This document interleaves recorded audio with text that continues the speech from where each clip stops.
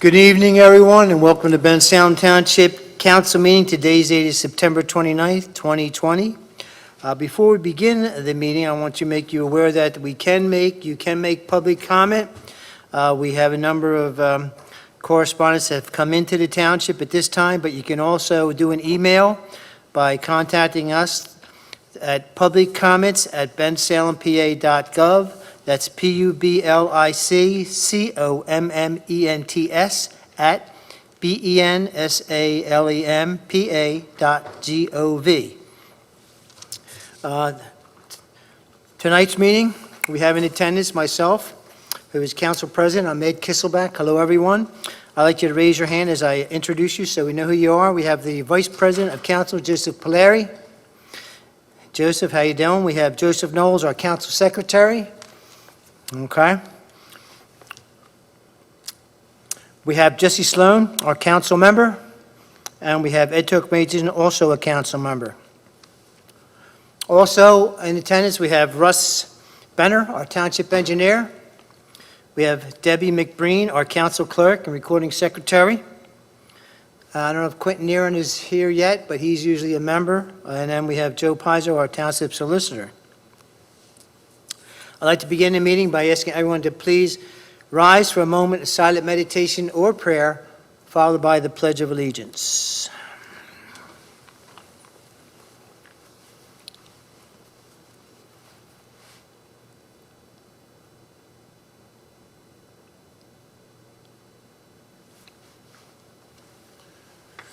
I pledge allegiance to the flag of the United States of America and to the republic for which it stands, one nation, under God, indivisible, with liberty and justice for all. Agenda item number 2 is public comments, which we will accept those at the latter part of the meeting. I believe it's listed here a second time. Yes, it is agenda item number 14. So we'll go on to agenda item number 3, which is the approval of the council minutes, and that's for the meeting date of September 14th, 2020. Gentlemen, was there any changes, any deletions to the council minutes? Not hearing any, I'll accept a motion to accept the minutes as presented. So moved. So I give that to Jesse, I'll second it. Okay. I'm sorry? I'll second it, Council President. And did Jesse, what did you say, for the motion first? Yes. Yes. Okay. Do me a favor, gentlemen, when you make a motion, if you can give me your name, just because it's easier for Debbie to do it. It's sometimes your voices don't transcend as they normally would be at the council chambers itself, right? So we know who you are. So if you're making a motion, give me your name, and then we'll take it from there. Okay? All right, we have a motion on the floor. Those in favor signify with an aye. Aye. Aye. Any against? Any abstentions? All right, gentlemen, thank you. Unanimous. Let's move on to agenda item number 4, which is a consideration of minor land development. This is for LBI Construction, 1311 Bristol Pike. This is an Alliance Cancer Medical Specialist. This is in the PCD Planned Commercial Park District, and the tax map parcel is 2-29-473. And we have that being, we have several people who are going to making a presentation, I believe. Is that Thomas Little and? Mr. Little. Okay. So we have Thomas Little, is that right, sir? Is that you? I don't know if you can hear us yet.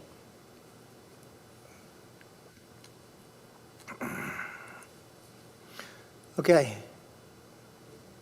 Mr. Little, can you hear us? Yes. Okay, so we can hear you too. And someone else is going to be here. Do we have a, Who's on your team, Mr. Little? Vince Fibrante, engineer, Okay. and Heather DeFreitas, owner's rep. Okay. Give us 1 second to get them in.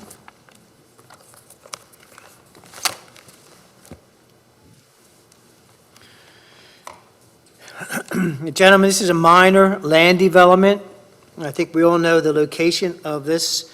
It was part of a Holy Family University, and now it's being change to a, I guess, two-purpose use, which is the Cancer Center, Alliance Cancer Center, and I think there's another part of it's going to be used for introduction of, I guess, some of the patients or some of the members of the center itself. Is that correct?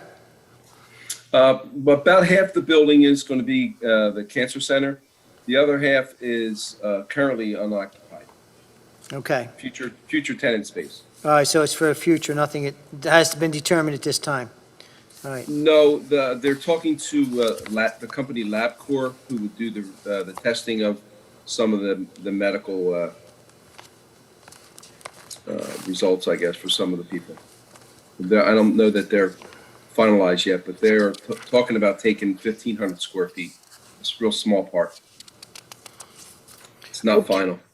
okay, Mr. Lowe, we have a, is there anything you'd like to make a comment on relative to the function of this building? Or should we take it from, we have a letter from T&M, which is our township engineer, regarding the letter that you had received September 18th. Is there anything you'd like to make a presentation before we get into that letter? Or any one of the three of you are welcome to do that.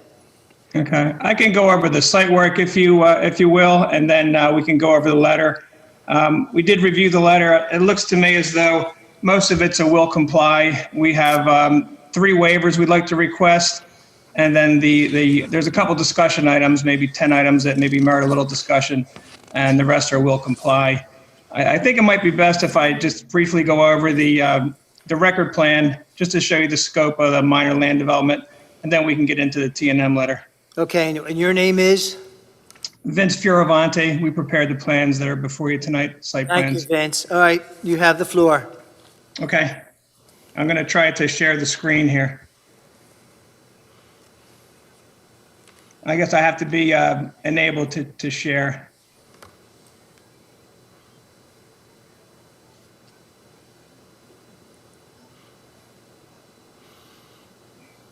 I think the host has to enable sharing. Just a second.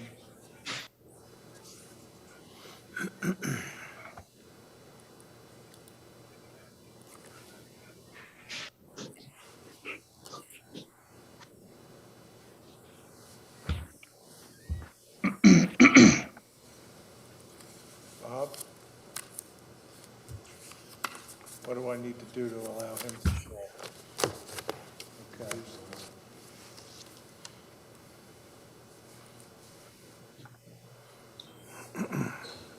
Okay, yeah, I'm trying to share the screen, but it says host disabled participant screen sharing.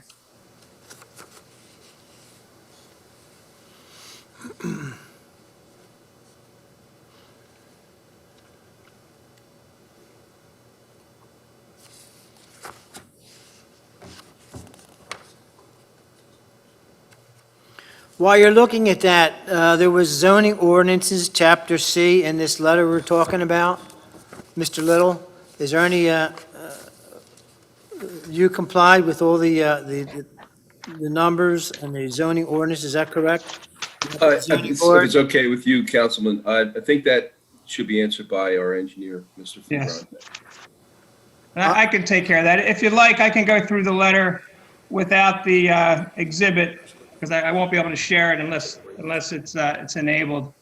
Well, but they're I'll start working to on go it through the as you letter. We speak. can comply They with are the working zoning. on it as you speak, so I'm Okay. sure we'll be able to get to that point at some venture of Very the meeting.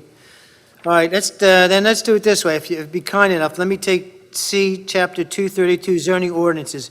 I just asked you this, and I didn't quite hear your answer, but did you Yes, see we any can comply variances? with all of the zoning. A lot of them are existing nonconformities. I can go through them one by one if you'd like. Well, I'd like to know if you had, from the zoning end of it, did you receive any variances on those? No, All right, so you're complying with all the zoning requests, 1 through, Vince, you should be able to share the screen now. all right, 1 through 10, the zoning. All right, yes, Vince, give it a try now. okay. Okay, That's something.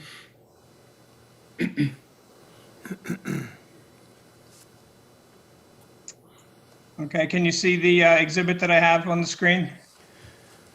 We can see a exhibit, assuming that's the aerial looking down on it, line drawing of the plan itself. Yes, The okay. parking lot and the two subdivisions or separations of the building itself. Okay, this, we'll start out with the record plan, just to go over the scope of the project. Again, it's mostly the entire project is more of a fit out than a site or land development project. This first exhibit can summarize the scope of the site work. Essentially, this comes down to the development of a new entrance for the project to enable the drop-off of visitors and patients at the front door that may need ADA accessibility.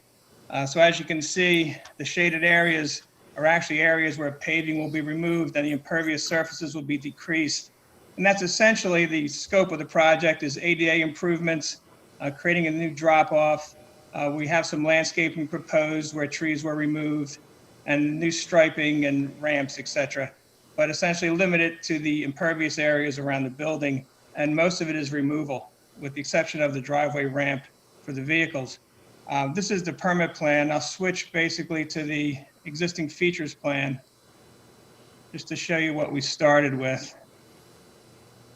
So as you can see, if I were to zoom in, this is the building in its existing condition prior to the start of the site work. And as may have been discussed, there was a situation where with the doctor group, their lease was running out, and this was a retrofit and a repurposing of an existing building, mostly considered to be a fit out, and it wasn't discovered until late in the process that the entrance modifications would cause the need for land development. So that's why we got in the situation where we had to make this run in an expedited fashion, because they need to be in and operating by the end of November in that time frame. But you can see the existing building here. I zoomed in on it. Essentially it was paved all the way around the perimeter. And then if I flip back again now to the permit plan or the record plan for the subdivision, then you can see the difference. Essentially the scope, again, limited to modifications around the building, which produce more green space and a handicap accessibility drop-off. That's why it would be a minor land development. And with that, I think we can go through the letter, if you will. And we can go through the entire letter. Most of them are will comply, or we can just touch on the discussion items and the waivers that we have requested. And I'll leave that to the board. Well, I'm going to make a decision that we discuss the waivers that you're interested in asking us for. And if any other council members would like to discuss any of the individual items, D, 1 through whatever it is, 27 or such, 23, 1 through 23, then they can individually bring them up also. So you're asking for waivers for what? Chapter Okay. 201 subdivision land development ordinance, D? Yes, in the subdivision and land development ordinance, the first waiver is shown on comment D9. It's regarding a wetland certification.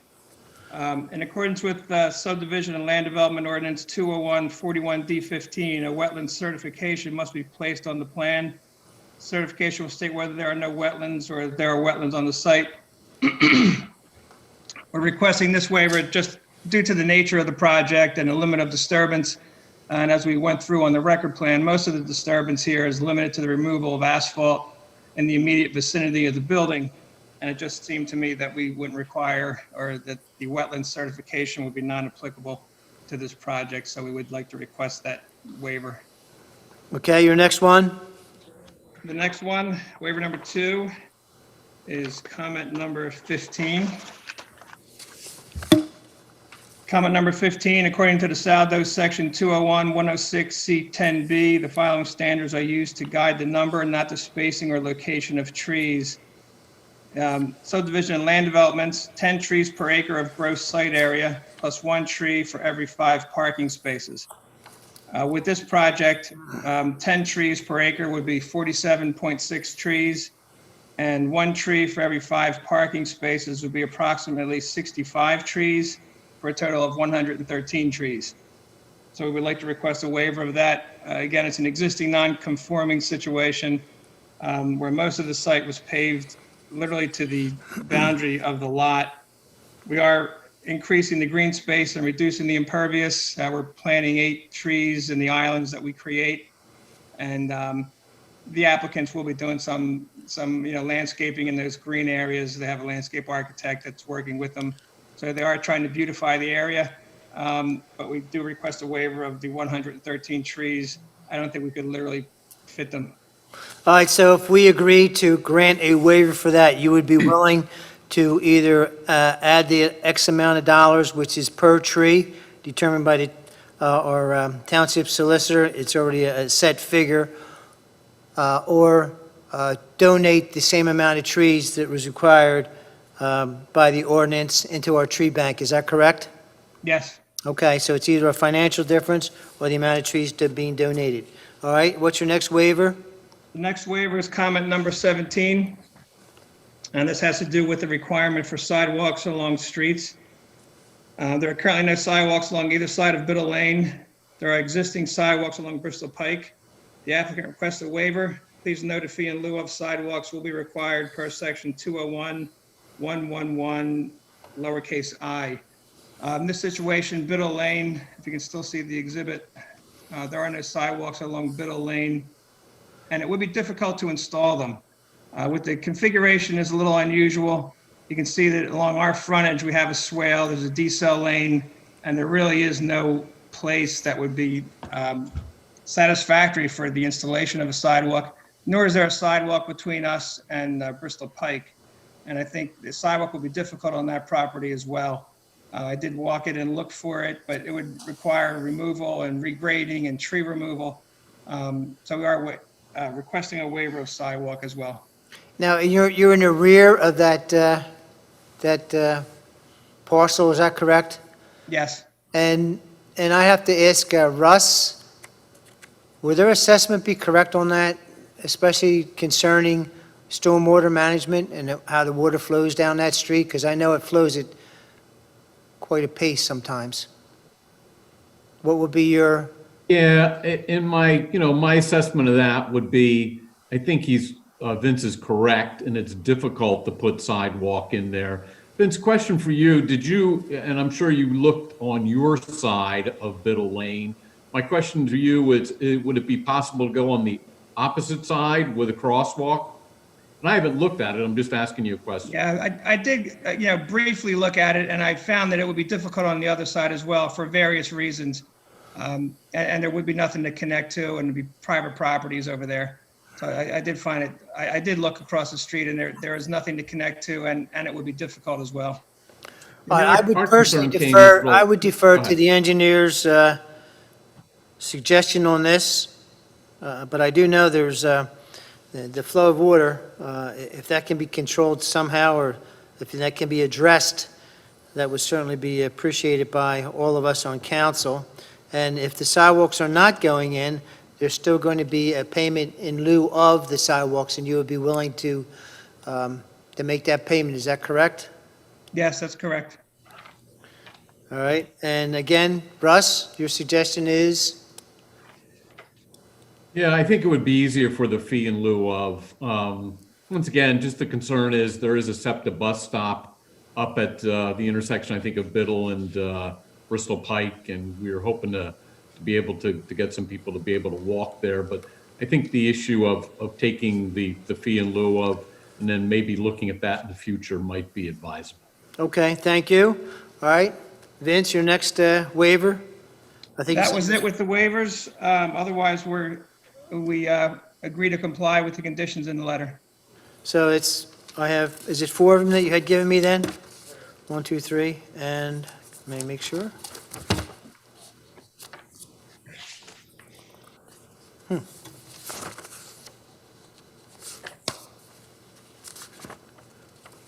I have number 9, 15, 17, and that's, what's the other one? There was only 3. There is only 3. I thought you said Yes. 4. Okay, 3 is correct then. All right, and all the rest you will comply. Let me Yes. ask our council members. Council, is there any other issues, 1 through the 23, that you would like to address? Number 5. And that's Jesse Sloan, right? Yeah, this is Jesse. I'd like to ask about number 5. Only to the extent that we know that this larger site has some easements in place regarding stormwater management. You know, are you a party of those easements? Yes, that's a good question. There, in the due diligence documents, we did uncover a declaration of reciprocal cross easements. And that set forth the responsibilities. There are 4 lots that made this original development. And the owner, in the beginning, the original owner, of course, owned all of them. And then as he started to sell them off, like a typical association would, the document says that the owner of Lot 1, which is the owner of the largest lot with the hotel on it, that lot owner would have the responsibility of maintenance for all utilities, and there's cross easements for all the utilities and the swales and the drainage facilities and the roadway that goes through the 4 lots. And that lot owner of Lot 1 would then have the responsibility of overseeing the maintenance and the repairs and billing the other lots in proportion to their building areas. And that those responsibilities are all set forth in a document that's recorded, Deed Book 387, page 91, and we can submit that with the final plans, just so everyone has it on their records. Excellent.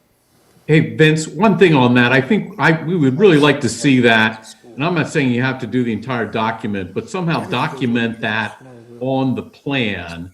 And if it's possible to summarize that, just so we have it as a record on these land development plans as we approve them. It's Yeah, much easier than trying to That's a do good it. idea. Yeah, Yeah, because then it gets to be buried in the courthouse. yep. Mr. President, Joe Polari, I have a Joe question. Larry, go ahead. Yeah. Hey, Russ. I agree with what you said. I'd like to see something in writing because we've had so much problems over there with drainage places not being cleaned out, who's responsible for what, who's going to take care of it, because it's been a big effect on the neighbors that live on Middle Lane and back in that area. So we keep going through this, and I don't think that we're really sure who's responsible for what. And I'd like to make that part of, that should be a part of whatever we do, that they have to show us that document in advance. Yeah, I think it's really important. And you know, Joe, the other thing too is there's this basin right adjoining this property. It's kind of in what I'll call like the back corner adjacent to Biddle Lane there. So yeah, I want that all documented, and like I said, all documented on the plan. So we don't have to go rooting every time somebody makes a phone call. We got to go digging for a document. It's all documented on these land development plans.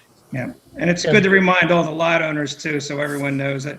I've Yeah. seen situations where the land changes hands so many times that no one knows who's responsible for anything after a while.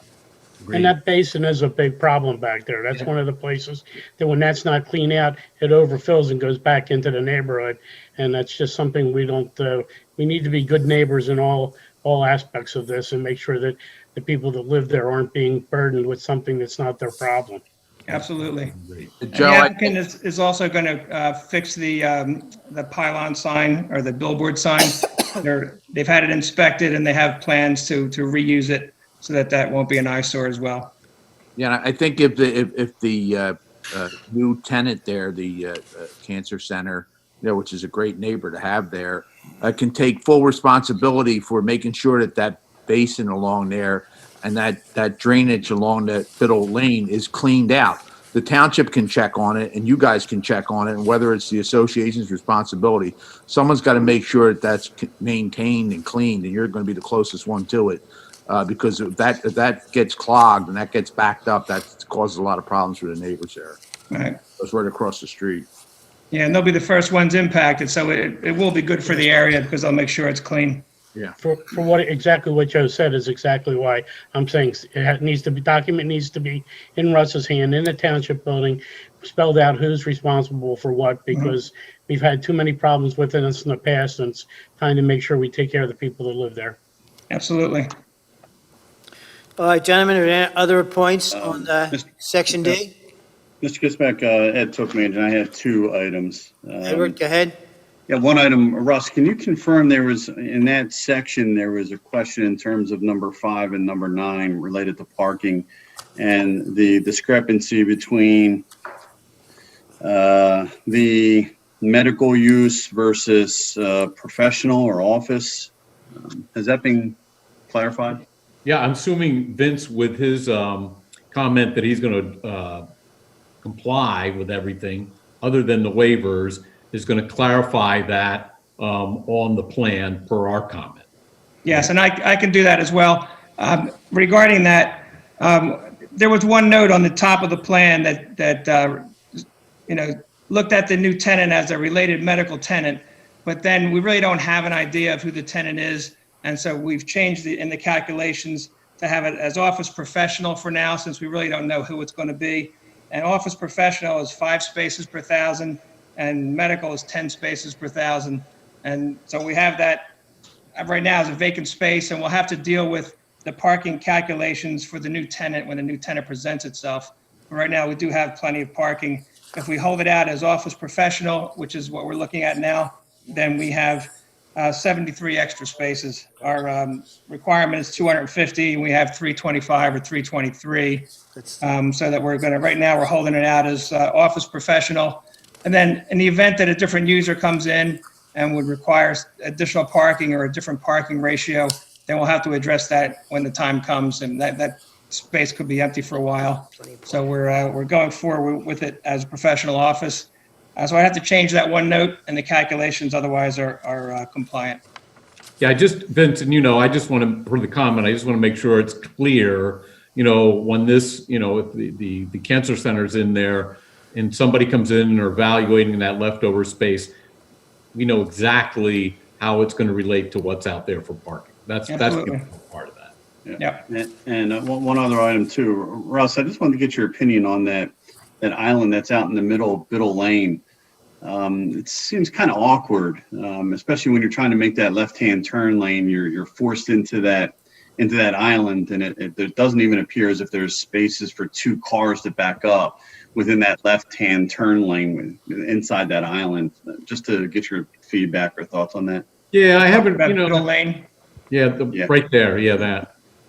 Yeah, it's something I really haven't looked at, to be honest with you, Ed. I can do that. I understand what you're saying about it.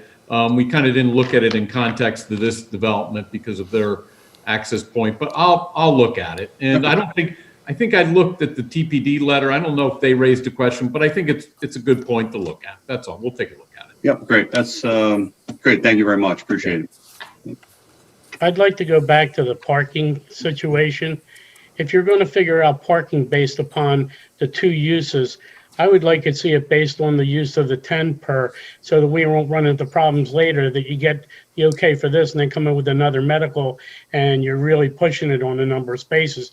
I'd like to see worst case scenario if that's at all possible, or at least Vince, give that to Russ and the 2 of you talk about it and make sure we're not going to have any problems down the road. Right. Yeah. With the certain amount of square footage, we have adequate parking to accommodate a variety of tenant types, and you never really know who you're going to have or what type of tenant. So, there is a possibility that if another tenant comes in that needs the same amount of spaces, we would need 182, and 182 would be 360, and in that case, we would be 10 spaces short. I guess that would be the worst case. But there's a million different scenarios of tenants that will come in that would need far less. So it is kind of impossible to project, and each tenant is going to have to come in and have their zoning reviewed when they go in for their fit out plan to see if there's adequate parking. But again, there's only maybe one scenario that would be tight on parking, and not that tight, maybe 10 spaces short out of 350. But otherwise, all the other scenarios would work, and we can work something out on the language as to how we do it. It seems to me that you have adequate parking for a number of different ventures that you would consider. Yes. So I think we're in pretty good shape on that department, to tell you the truth. If we refer to, if we're I'm not saying we're finished with that because you're going to bring anything up at any time, but if we go then to the traffic planning and design letter, which is dated September 17th. There may be a traffic study that may be warranted. Are you aware of that? I actually have not seen the TPD letter. And so you would agree to that if that were necessary, is that correct? Yes, I think that's important, especially in that specific area. It's very crowded, and I think that may be something that it would be certainly beneficial to you and anyone else that would come in there. And then also, there may be you may be assessed for a impact fee, which has not been determined as of yet. That would be depending on the amount of trips per PM and AM peak hour trips. Are you aware of that? yes, Okay, and you would comply to that, is that correct? yes, correct. All right, gentlemen, is there anything else you would like to bring up at this time? I don't need to. Yeah, this is Jesse Sloan. I wanted to just ask, you mentioned that, by November of this year, so you're looking to have the facility fully operational by November? I would have to defer that to Tom or Heather, but I believe it was by the end of November they needed to be inside the building. That's correct. Okay. And about how many By jobs? end of November. End of November, okay. And about how many jobs is this bringing to the township? Heather? Roughly. Roughly, I would say, well, probably 50, roughly, Okay, probably more, but to be conservative. sure. And is there any timeline at all for filling the other half of the building? Or is that just not necessary at this point to get Alliance up and running? Correct. It's not. It's not necessary. The goal has been to get them in since they have to be out of their current space. So that's been the push. Got it. They do own the building now, so obviously it's, it's a priority for them, but the biggest priority is them getting in. So they haven't really been focusing fully on the leasing out of the empty space. So Okay, I will call that phase 2. The operation is, as far as I understand, is moving from area on hospital, a cancer center, an area, and moving to this location. Is there any other medical facilities that's also moving along with you? No, All right, so there could be an outside possibility that you may end up using more of that space, if not the whole thing also in the future. Is that correct? sure, possibly. Okay. They All could right. expand at some point. Is there any other comments, gentlemen? If not, I'll entertain a motion for a land development minor in nature for LBI construction. I'd like to reiterate on my comment, if there is a chance that the building will be used for the whole thing, we need to make sure there will be enough parking so we don't run into a problem, and I'd like to see those calculations done. Would you like to make a motion, Mr. Polari?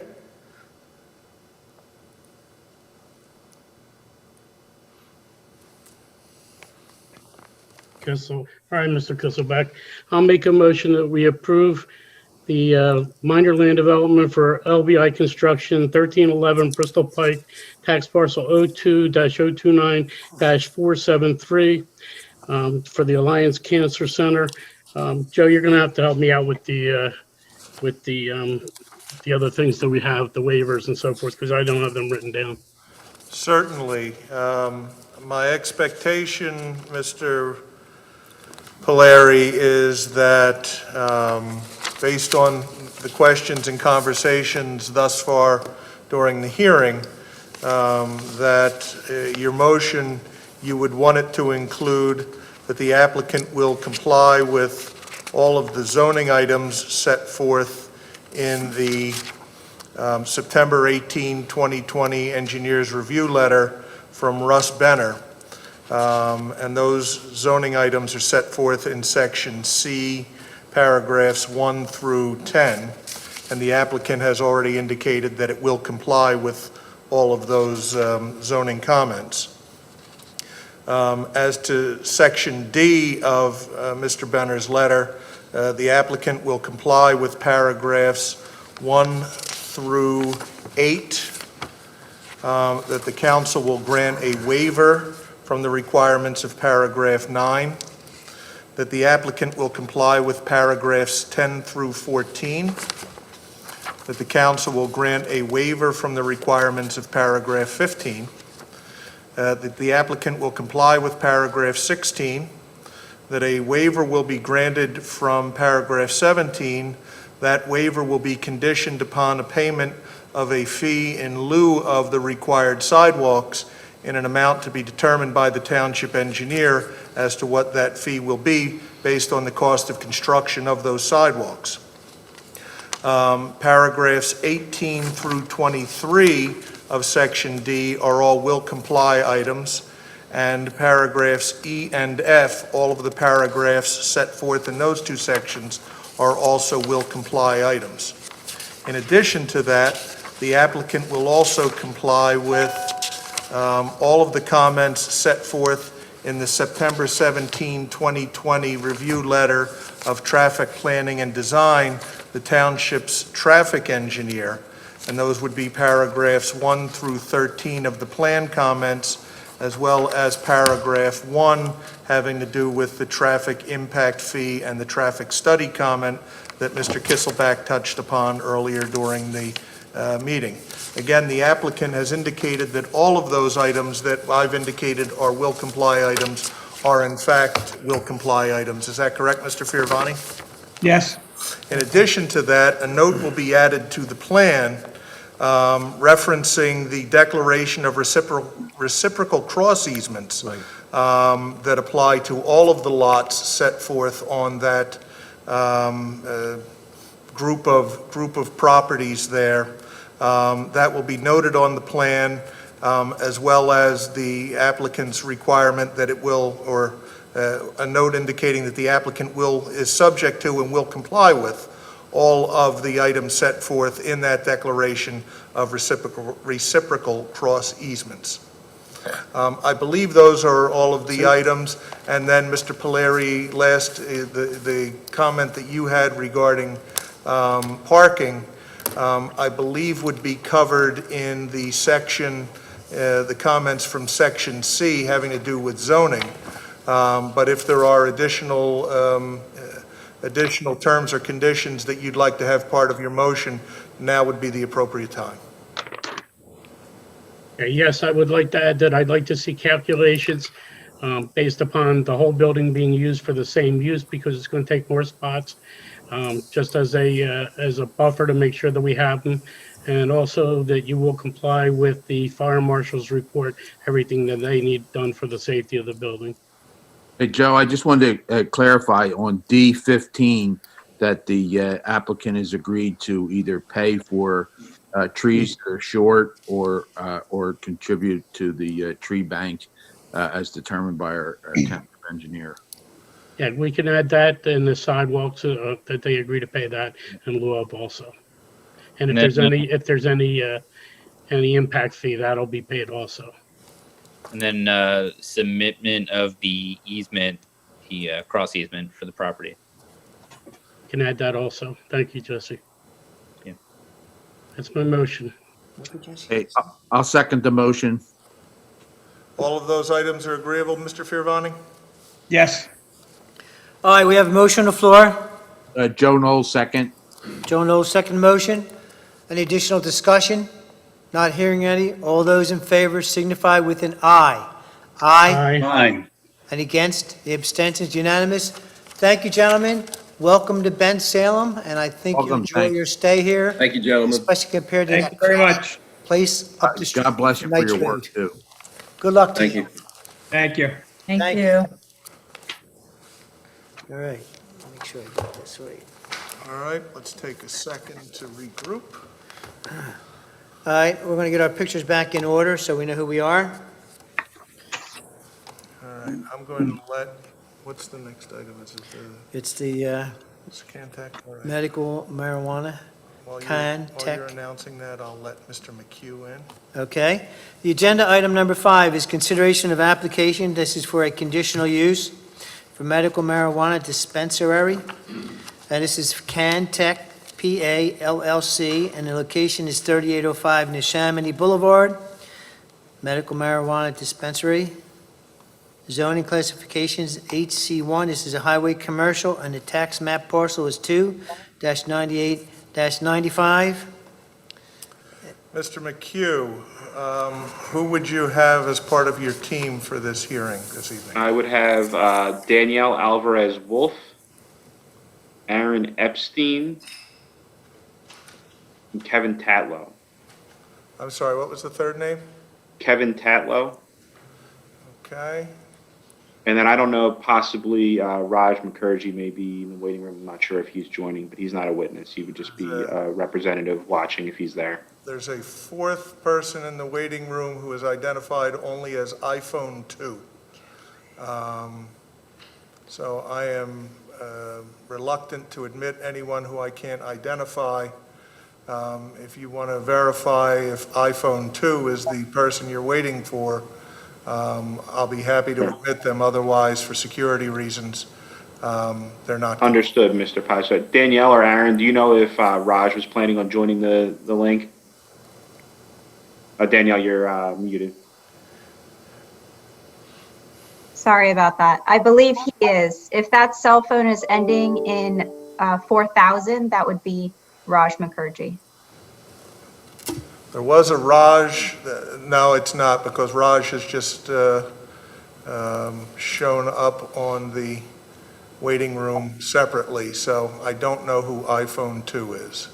Okay, we would ask to admit Raj, and that would be the extent of our panel tonight. Okay.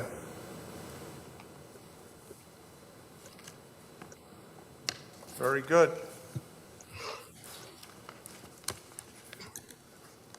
Mr. Kisselback, before you start with the meat and potatoes of the hearing, I'll do just a little bit of housework or housekeeping. This is a conditional use hearing for Cantec, PA, for property located at 3805 Neshaminy Boulevard, tax parcel 2-98-95. The conditional use would be to allow a medical marijuana dispensary on that property. Mr. McHugh, representing the applicant, forwarded to me earlier this afternoon his proof of notification to the adjacent property owners as is required by the township subdivision and zoning ordinances. I reviewed those notices, and they do appear to be in order and should be made a part of the record of this hearing as applicant's exhibit. Do you already have your exhibits numbered? Yeah, Mr. Paiso, if you don't mind, I forgot to include that in my packet. If we can make that applicant's 8, I have 1 through 7 already numbered in the packet. That's fine. So applicant's exhibit 8 will be the proof of mailing of the notices to the adjacent property owners. That's the housekeeping, at least at this time, Mr. Kisselback. The record should also reflect that this application was heard by the Township Planning Commission at its hearing on September 16, 2020, and the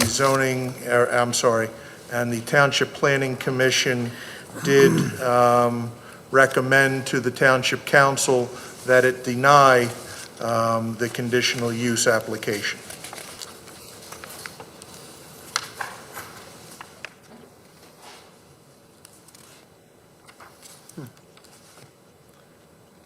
Okay, Mr. McHugh, what I'm going to do is I'm going to ask you to make a short presentation as to what your intentions are with this conditional use. Okay, Have thank the you. floor. All right, if I may, I'm going to have 3 witnesses who I think can be rather brief just for purposes of making a record. Before we get into those, I want to just go through briefly with the council a little bit about the legal standard that I believe applies in this matter, and that's for a conditional use. And A conditional use is one to which the applicant is entitled to, provided that they meet the specific standards of the zoning ordinance. So it's different than a variance, obviously, because it's before council instead of the zoning hearing board. But a use variance is something that the applicant has an extremely high burden to meet. In a conditional use, I would submit to you that the burden is rather low. And there's some language I'd like to bring to your attention that comes from treatises and appellate case law on what the standard is. And the standard is that as long as a conditional use applicant brings oneself within the applicable zoning ordinance, meaning that it meets the requirements, the application must be granted unless there is sufficient evidence presented that the use would present a substantial threat to the community. Now, that evidence means objectors must produce evidence showing the proposed use will pose a substantial threat to the community in order to defeat the application. The burden on the objectors requires more than mere speculation of possible harm. The objectors must show a high degree of probability that the proposed use will substantially affect the health and safety of the community. So what you end up with is essentially a presumption that as long as we meet the requirements of the ordinance, that the proposed use is consistent with the general welfare, and the burden then shifts to objectors to rebut that presumption by proving to a high degree of probability that the proposed use will adversely affect the public welfare in a way not normally expected from the type of use. So what does that mean for this application? Well, some years ago, the state legalized medical marijuana dispensaries and growers. The township was forward-thinking enough and adopted an ordinance zoning for medical marijuana dispensaries. The township didn't make it a permitted use. They didn't make it a special exception. They made it a conditional use in the general commercial and highway commercial zoning districts. That meant it had to come to you and you put certain conditions, which we'll go through this evening, on medical marijuana dispensaries that they must meet. So a legislative decision was made at that time that a medical marijuana dispensary is a reasonable and permitted land use, and it's not adverse to the public interest per se, as long as those conditions were met. Those are the conditions that we're going to establish compliance with tonight. Now, knowing from some of the conversation before the Planning Commission, those conditions do not address proximity to residential properties, other dispensaries, or speculation of potential adult recreational use being legalized. So it is our position that once we show that we satisfy the conditions in the ordinance, we are entitled to a conditional use permit unless some evidence comes forward, real evidence, not speculation, that there is a high degree of probability that this use will adversely affect the public welfare in a way not normally anticipated from a medical marijuana dispensary. So in other words, there must be some protestant evidence here that shows that medical marijuana dispensary at this location would be operated in a manner different from other dispensaries that would affect public health and safety, not simply that it has a location or proximity to residents or other dispensaries, which is a function of the zoning of this site being highway commercial. So with that being said, I think Mr. Pizzo alluded to, I had 7 exhibits that I sent in. I hope the council has received those and has those available to them. And I have 3 witnesses who I can go through, I think pretty quickly, who can give you and show our entitlement to the conditional use requirements here. With that, I will call as my first witness, Ms. Danielle Alvarez-Wolf. I don't know, are you going to have her sworn? I don't know, Mr. Pizzo, if there's a stenographer on the line, or if we're just recording this for purposes of record maintaining. The meeting is being recorded. The court reporter is not present. I'll ask Ms. Alvarez-Wolf, do you swear or affirm that the testimony you're about to give in this conditional use hearing will be the truth, the whole truth, and nothing but the truth, so help you? I do. And since you have your other witnesses there, let's at the same time swear them all at the same time. Certainly, Aaron Epstein and Kevin Tatlow would be the other 2 witnesses if they could be sworn as well. Gentlemen, do you swear or affirm that the testimony that you are about to give in this conditional use hearing will be the truth, the whole truth, and nothing but the truth, so help you? I do. The record reflect that all three witnesses have answered in the affirmative. Thank you, Mr. Pizzo. Ms. Alvarez-Wolf, could you just introduce yourself to the council and give them a background of your role with the applicant, Cantec? Sure. Thanks, Matt, and thanks to the council for your time this evening and for your consideration. As Matt said, I'm Danielle Alvarez-Wolf. I've been an attorney for about 10 years, and I'm the Chief Strategy Officer and a co-founder of Cantec, Pennsylvania. I'm also one of the 3 members of its Board of Managers. As you may know, Cantec PA is a clinical registrant selected by the Pennsylvania Department of Health, not only to cultivate and manufacture medical cannabis, which we are doing out of a facility in Warrendale, and dispense medical cannabis to qualifying patients with debilitating illnesses, which we hope to do here in Bensalem, but also to conduct clinical research in partnership with an accredited medical school in Pennsylvania. We already have zoning approval for 3 other dispensary sites. The first in Newcastle, which is built out and should be opening in the next couple of weeks. The other 2 locations are in Plymouth Meeting and Gibsonia. The requirement on Cantec PA to conduct IRB-approved clinical research as a condition of our permit makes us one of only 8 unique permit holders in the Commonwealth to have this requirement. Our clinical research partner is the Lake Erie College of Osteopathic Medicine, or LECOM. So we are the clinical research partner and the medical cannabis affiliate of LECOM, which is an approved ACRC under the state's regulations. We want the council to be confident that we are qualified to do this, and we are because we have done this before in other states, and we've done so successfully. Our team has years of collective experience in regulated cannabis, where we have an exemplary record of compliance. Our principals operate in 5 states, and we are pending an acquisition by a world-class publicly traded cannabis company that operates in 2 additional states, so that's a total of 7 states of experience.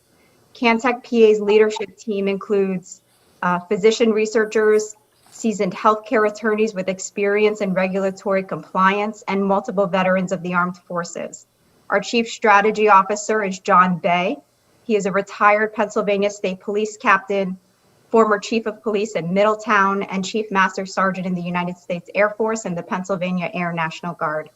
The company also presently employs 3 Pennsylvania licensed pharmacists. And just as we do at our dispensaries in New Jersey, all of our dispensaries in Pennsylvania will be managed by a licensed pharmacist who will be on site at all times. And that applies, of course, to the anticipated dispensary in Bensalem.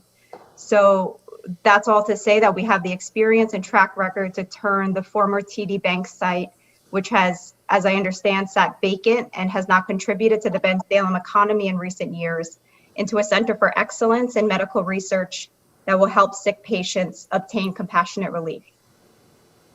Thanks, Matt. All right, Danielle, is there anything else you want to add regarding Cantec as a company or its qualifications in the cannabis industry, or anything else? Well, I tried to keep it as brief as possible, but I welcome any questions. Okay, great. I will open the floor to the council members and staff if there's any questions of Ms. Alvarez-Wolf. All right, gentlemen, you have any questions at this time? I do. This is Jesse Sloan. How do you foresee conducting clinical research at the site? I'm sorry, you broke up, Councilman. Can you repeat that?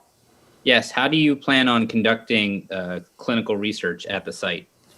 So the plan is to do observational studies, and put very simply, patients will come in. They can only enter our facility if they are pre-registered with the state of Pennsylvania. And Aaron Epstein, my colleague, will touch on the operations aspect in more detail. And when they come in on their first visit, they are required to have a counseling session with one of our counselors, and that program is overseen by our on-site licensed pharmacist. And they will have the opportunity to participate in observational studies that we have in partnership with LECOM. One of those that we've already started in New Jersey and we are eager to continue in Pennsylvania, is an IBD study. And just, I'll be really brief, but a couple of moments of background on why that's so important. In the medical cannabis field, there's a dearth of research, for example, about what strains help what conditions. So this research will help us fill those gaps in literature. Okay, thank you very much. You're welcome. I have a comment, and I'm going to read this if I may, and I'll give you my opinion. And that is in some of the information they had given us, there was a number 3, which says basically a medical marijuana dispensary shall not be operated or maintained on a parcel within 1,000 feet measured by a straight line in all directions without regard to intervening structures or objects. From the nearest point on the property line of a parcel containing a public, private, or parochial school, daycare center, place of worship, public park, library, or community center. In my opinion, I believe there is the use of a daycare center as well as a community center, not within that 1,000 feet radius, and that is just down the street. There's a shopping center that has I think it's an ultra zone where many community organizations take either group of children to that in a daycare type of capacity, and of course many individuals, families and such participate in activities in that child care type of a center. Even though it's for money, it certainly attracts children, and I believe because of that, I think if your operation falls within that parameters of the 1,000 feet from the property line of your proposed marijuana dispensary location. Thank you, Mr. Matt, do you want to Kitzbach. take? Yeah, so we'll have our engineer, Kevin Tatlow, prepared an exhibit, which was included in your packets, that delineates the various uses within 1,000 feet, 2,000 feet, and then a half mile as required by the ordinance. I mean, we would certainly disagree with your interpretation that ultrazone qualifies as a daycare center or community center, but that's certainly obviously your opinion, and we would disagree with it. But I think Mr. Tatlow can explain some of the thinking and whether he considered that use as part of a daycare or community center. So thank you for that. Is there any other questions for Ms. Alvarez-Wolf? I have several, Mr. Kisselbeck. Okay, Mr. Tippett. Is there a limit to the number of dispensaries that one company can open within the state? There are limits on the number of licenses that companies can hold under the state regulations, yes. Have you received a state permit for this particular dispensary location at this point? We have received a clinical registrant permit, which as part of our application we submitted this location. So we were approved by the state for this location, but until it's open, or I'm sorry, not open, but deemed operational, the state, I guess you can say, hasn't deemed this site operational under our permit. But to answer your question, we have received the permit from the state, yes. Let's go back to my first question. What is the limit? How many licenses each company can have? Correct, yes. My understanding is each company should have one license. How many locations can you open up, though, within the state? There's a difference between conventional license holders and the clinical registrant permit, which we have. So we are entitled to one grower processor location, which, as I mentioned, we have in Warrendale, and 6 dispensary locations throughout the state, throughout the Commonwealth. And how about the conventional? I would have to double check. I believe it's 3. I'm reading a report from I think that's right. From the Medical Marijuana State Board that specifically says each dispensary may have up to 3 separate locations. So from what I understand, that based on the fact that you're making this clinical for research purposes, then that allows you to have an additional 3 dispensaries. We are entitled to 6 dispensaries. 3 on top of the conventional, which is 6. That's correct. Sure. The research from some of the research that I've done, it seems as if the clinical research is somewhat limited based off the fact that it's still illegal on the federal level. Is that correct? So research in the field has been severely limited due to the federal status of cannabis. The medical schools in the Commonwealth of Pennsylvania have been trailblazers in partnering with companies like us to fill the gaps in literature. And LECOM has been a fantastic partner and is committed to collaborating and overseeing all of our research. But to answer your question, research has been limited in the country because of the federal status of the drug, yes. So then I'm just trying to understand, how much research are you really going to be doing at this particular location if in fact it is limited? Well, that's our mission. That's a requirement of our permit. We have to conduct research, and we are committed to doing that. So we have to conduct research at this and all of our locations in order to maintain our permit with the state. Okay. And just for the record, again, just to reiterate, your company has already been approved for up to and including the limit of the conventional number of licenses allowed, which is 3 at this point, correct? I don't understand your question. I'm sorry. You already have 3 zoning approvals around the That's state right. for dispensaries? That's right. Another question, what makes, so some additional research that I did, it appears that, and we have another medical dispensary here in this township. And I do believe that medical marijuana is helpful to some individuals. However, there have been almost 100 dispensaries that have already opened up in this state. What makes you believe that you can provide a competitive edge over 100 dispensaries that are already in this state? And before you answer that question, I also want to take note of a couple things. Within this location, there is 4 that are within a 5 to 10 mile radius. There is 7 that's within 21 miles. There is 10, which is within 30 miles. And then you have another 7 that I'm not including that is located in Philadelphia. So you have roughly 16 or 17 dispensaries that are in relatively close proximity to this particular location. So my question is, what makes you competitive amongst all of those others? So just want to point out too, there's only one other one in Bensalem, which we do not believe is sufficient access for terminally ill patients. And we do believe that the market allows for us to be in Bensalem. And I will add also that we submitted the Bensalem site with our application for the clinical registrant permit to the Pennsylvania Department of Health.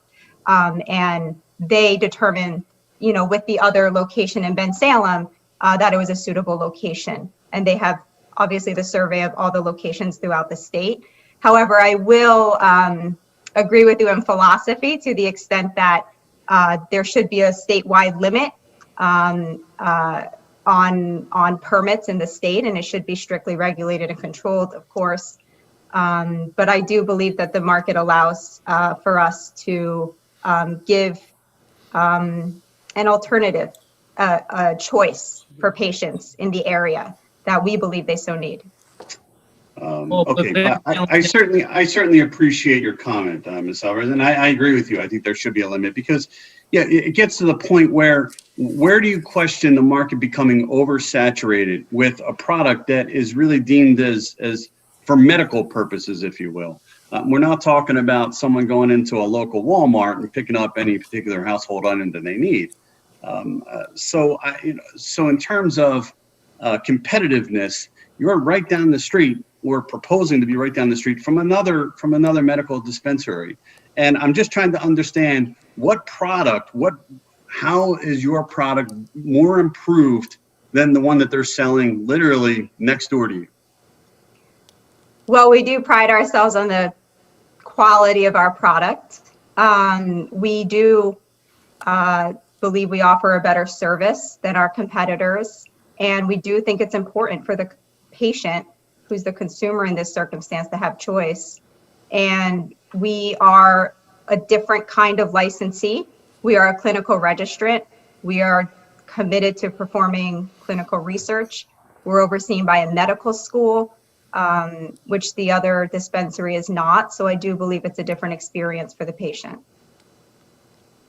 Okay. But I do appreciate your comments. And I will note that the state legislature, in their wisdom, did limit the number of licenses by statute, which I do think was wise. And our license as part of the CR program does fit within that frame. And I believe there's a growing concern over these medical marijuana dispensaries at some point potentially converting over to recreational sites, depending on what the state legislator does. And I recognize that's not for this meeting. However, I am concerned about the point that Mr. McHugh had made earlier in terms of the health and safety of the community, and go back to Mr. Kisselbeck's point. You know, this particular location it falls just outside of a community park, Firefighters Field. And in terms of the health and safety of the community and the well-being of the community in itself, this particular site is just about located in homeowners' backyards. And if at some point one day the state decides to convert these over to recreational, the question then comes down, Mr. McHugh, would you want a recreational marijuana site in your backyard? Well, and it comes down to, I think, the request this evening is not for a recreational marijuana use dispensary permit. It's for a medical marijuana dispensary permit. That's the only thing that this council can decide. It can't be based on speculation as to what could happen in the future. If that does in fact happen, that recreational dispensaries are permitted by law, there will be zoning and license applications and changes that applicants will need to go through for these sites. And at that time, the zoning laws will take into consideration whether it's an appropriate use at that location. At this particular time, we're talking about 3805 Neshaminy Boulevard, which the township determined that the Highway Commercial Zoning District was an appropriate location for medical marijuana dispensaries, provided that it wasn't 1,000 feet or within 1,000 feet of a community park. Not 1,001, not 1,002, not 1,005 feet. Those were specific regulations. Now, a lot of those came from the state regulations, but Bensalem Township did put their own twist on their regulations and increase certain things. So what is strictly before you this evening is whether this proposed use meets those requirements. And then you determine whether there are specific aspects of this operation that are different from how medical marijuana dispensaries operate as a whole that will create a real, justified, not mere speculation impact on the health, safety, and welfare of the community. And I don't believe, while there's concerns that you have raised, Mr. Takmajian, that I think may have credence or can be fleshed out, I don't know that there's any evidence presented at this time that this operation is any different from any other medical marijuana dispensary in the state, other than perhaps it's a more achieved and experienced relationship as it has medical schools and has a clinical registrant permit associated with it. I don't know that there's anything on record at this point or will be presented this evening that would make me think that high standard that is on the protestant, whether it's the township or neighbors or other community members, can be met in this case. I have to agree with the Point council. taken. Real quick, Mr. Kisper, one other thing, just to comment further. You're right, Mr. McHugh, that's speculation. However, I'm going to tell you what's not speculation, is that this site is within 100 feet of residential homes. And there was a reason why state legislators decided to put parameters, if you will, around how far these medical dispensaries can be from particular areas, such as community parks and churches and so forth, and schools. And let's just consider the 1,000 feet being arbitrary, right? Because at the end of the day, it's, we could say it's 500 feet, but I can't dismiss the fact that the state legislator put in some type of law that suggested they wanted to keep it away from those areas. And in my mind, it's also going to be from residential homes, which there are many children that live in those homes. So it's hard to dismiss the fact that this location is so close to a residential neighborhood as it is. Yeah, and there's Mr. a McHugh. Mr. McHugh. age-old legal maxim about the inclusion of one thing, not the exclusion of others. And they decided to put a lot of things. There's distances on a lot of things. One of those things is not residences, residential areas, residential districts, residential homes, nor is it other dispensaries. Mr. McHugh. Mr. Paizo, I'm sure, is going to cut me off because we're kind of getting into legal argument at this point, and I can certainly move forward with my witnesses if that's the desire. Thank you. Maybe this isn't on. Mr. McHugh, as to the discussion of speculative nature of the application, the councilman's question does nonetheless go to the community standards and health, safety, and welfare of the community. And the governor of the Commonwealth has certainly come out publicly in recent days as a proponent for the legalization of recreational marijuana. So the concern that this facility could transition from a clinical facility to a recreational facility is certainly not that far-fetched or far afield from where we find ourselves in terms of where the government of the Commonwealth, at least in terms of the proclamation of the governor, have put us. So taking Mr. Tokmajian's concerns a step further, would the applicant be willing to put on the record as a condition of approval, assuming such an approval were coming, that this facility would not transition from a clinical facility to a recreational facility, even if the law were ultimately allow it to do so? Even if the law were ultimately to allow it to do so? Yes. I'd have to discuss with my client. I can certainly get back to you with respect to that condition before the end of the hearing. I will certainly note that, any other licensing and zoning approvals would be required to convert a site into a recreational location. But that's so far away that I don't even know that we could even speculate as to whether that's a viable thing for this location or not. Well, whether it's viable or not, routinely, and you as the solicitor to the zoning hearing board are aware, that routinely conditions are placed upon zoning approvals all the time.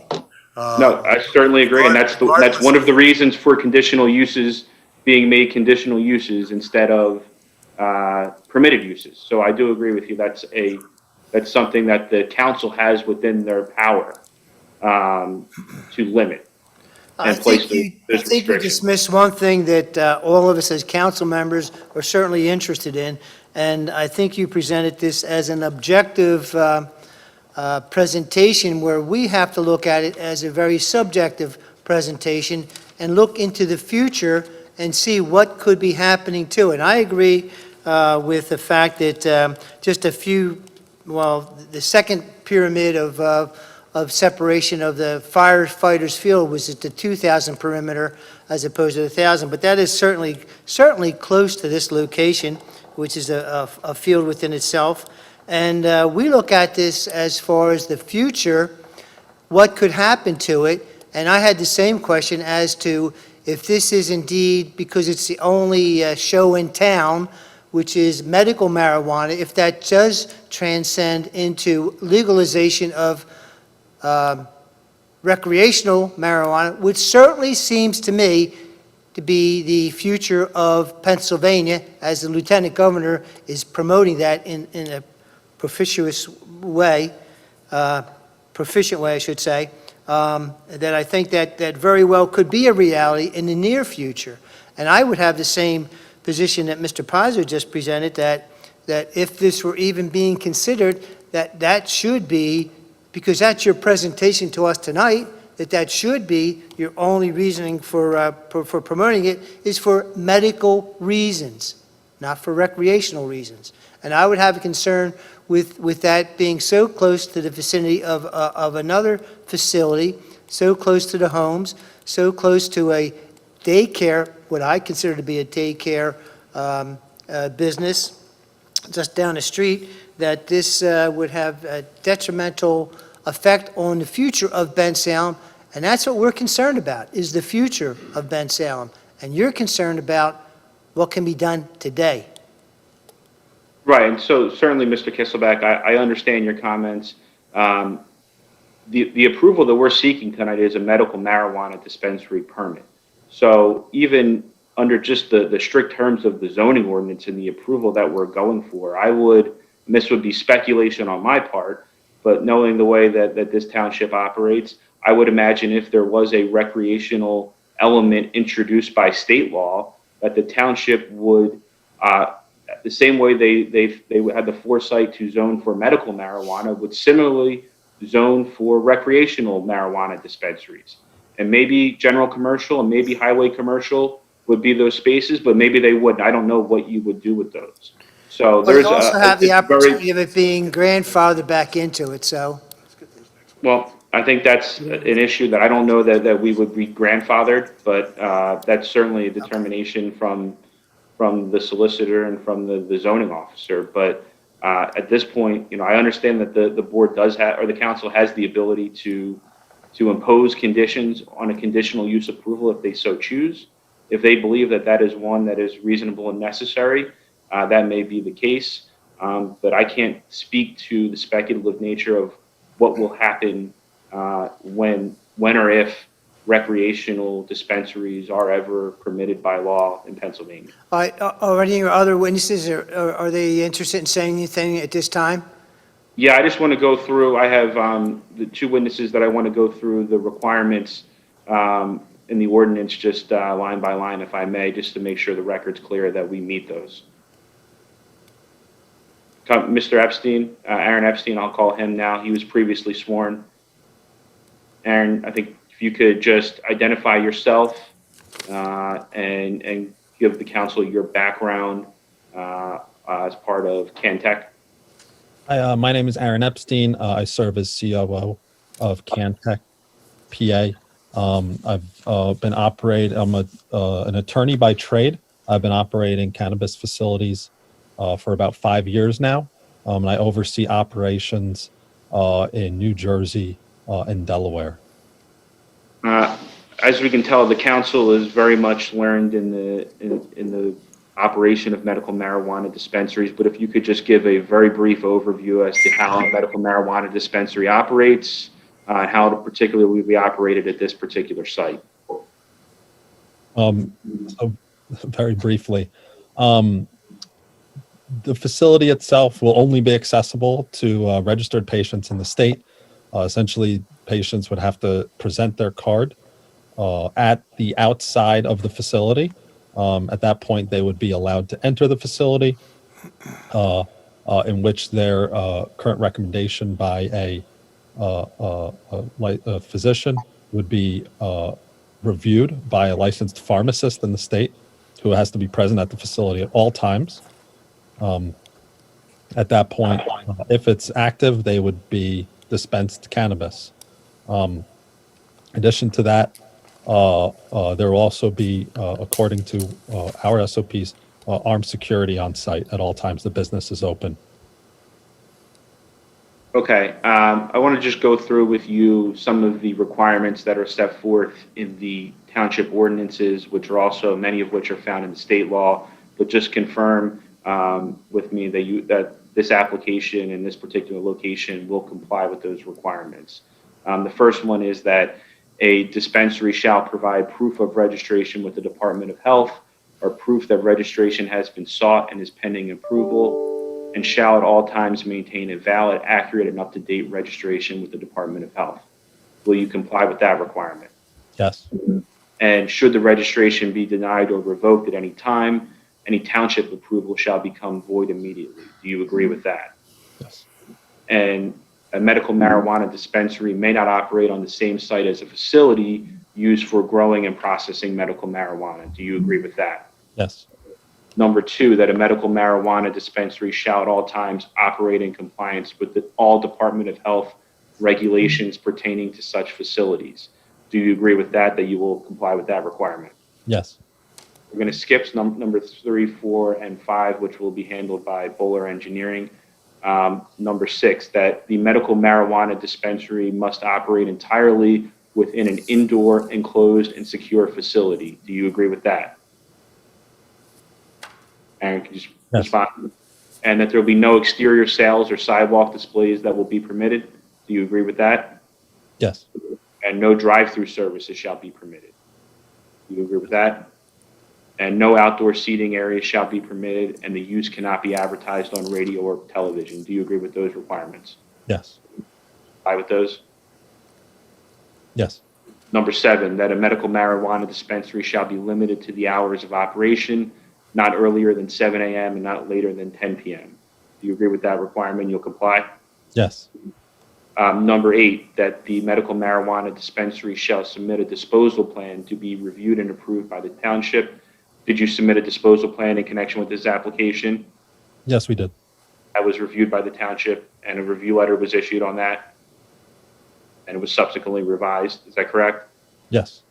And do you agree that you will comply with the requirement that medical marijuana remnants and byproducts shall be disposed of according to the approved plan and shall not be placed within an exterior refuse container? Yes. Number 9, that there shall be, do you agree that you will comply with the requirement there shall be no emission of dust, fumes, vapors, or odors which can be seen, smelled, or otherwise perceived from beyond the lot line for the property where the medical marijuana dispensary is located? Do you agree to comply with that? Yes. Number 10, that no one under the age of 18 shall be permitted in a medical marijuana dispensary unless accompanied by a caregiver as required under Section 506 of the Medical Marijuana Act. Do you agree to comply with that requirement? Yes. Do you agree to apply with the final requirement, which is that secured storage area for medical marijuana shall not exceed 1/3 of the total gross floor area and no outside storage is permitted? You agree with? And we submitted an exhibit 5, which shows that the storage area of marijuana is approximately 6% of the gross floor area. Is that correct? Yes. Those are all the questions I have of Mr. Epstein. I can certainly move on to Mr. Tatlow, who will just do the aerial exhibit unless the board has specific questions of Mr. Epstein. This is Jesse Sloan. I've got some questions, and Mr. Pizzo, I need your assistance on this one. This site is currently zoned highway commercial. Our ordinance, which was approved, I believe, back in 2017, was to allow for conditional use for medical marijuana dispensary in a general commercial district, not highway commercial district. Is this even a valid request tonight that we're hearing?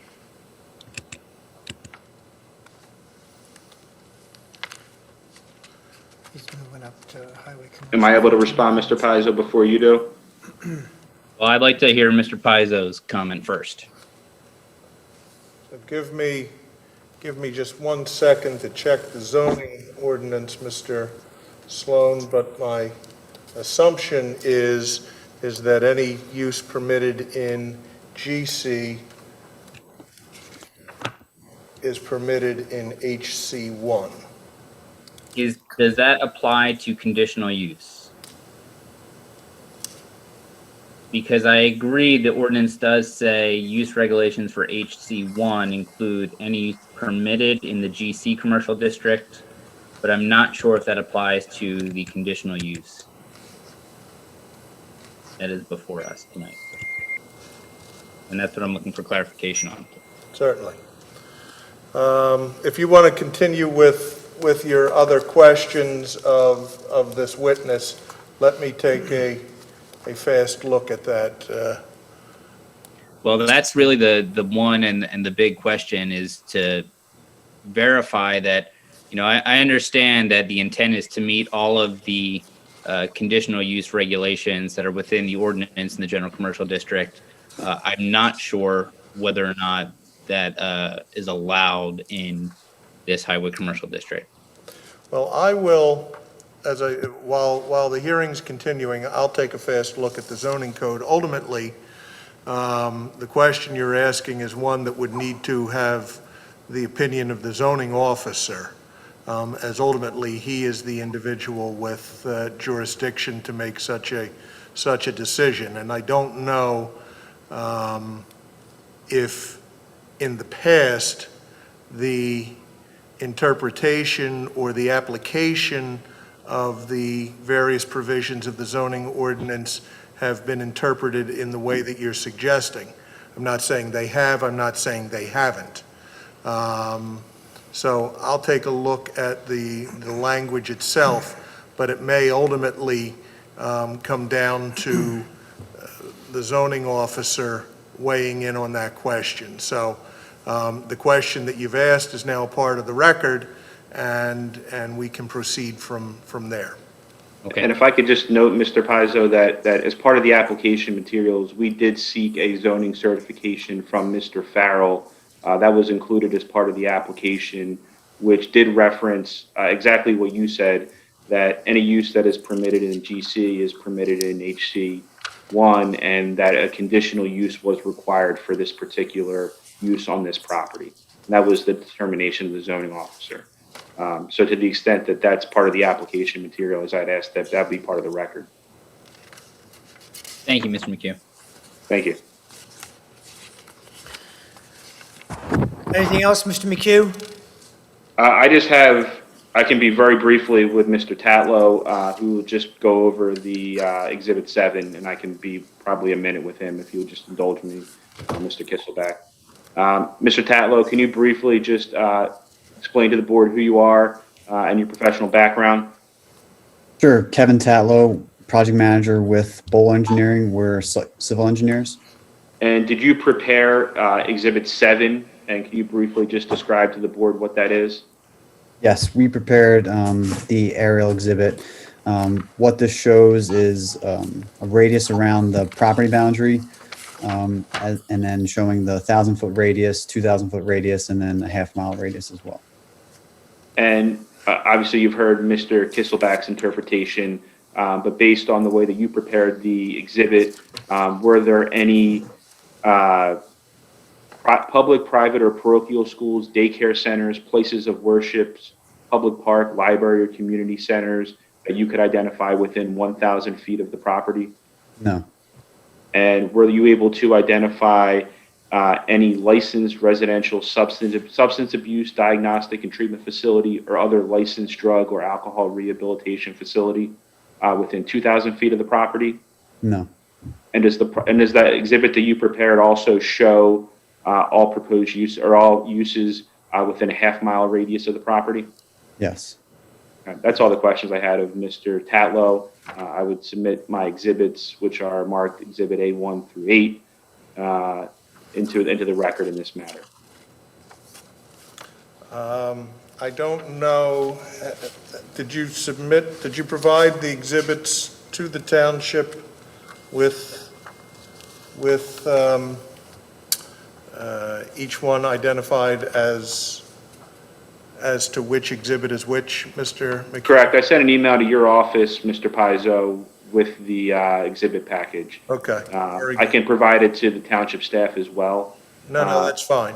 And if I may, just for purposes of clarity, I don't know that in my exhibit packet I included the zoning certification, but it was part of the original submission. I'd ask that we just mark that as Exhibit A9 for clarity.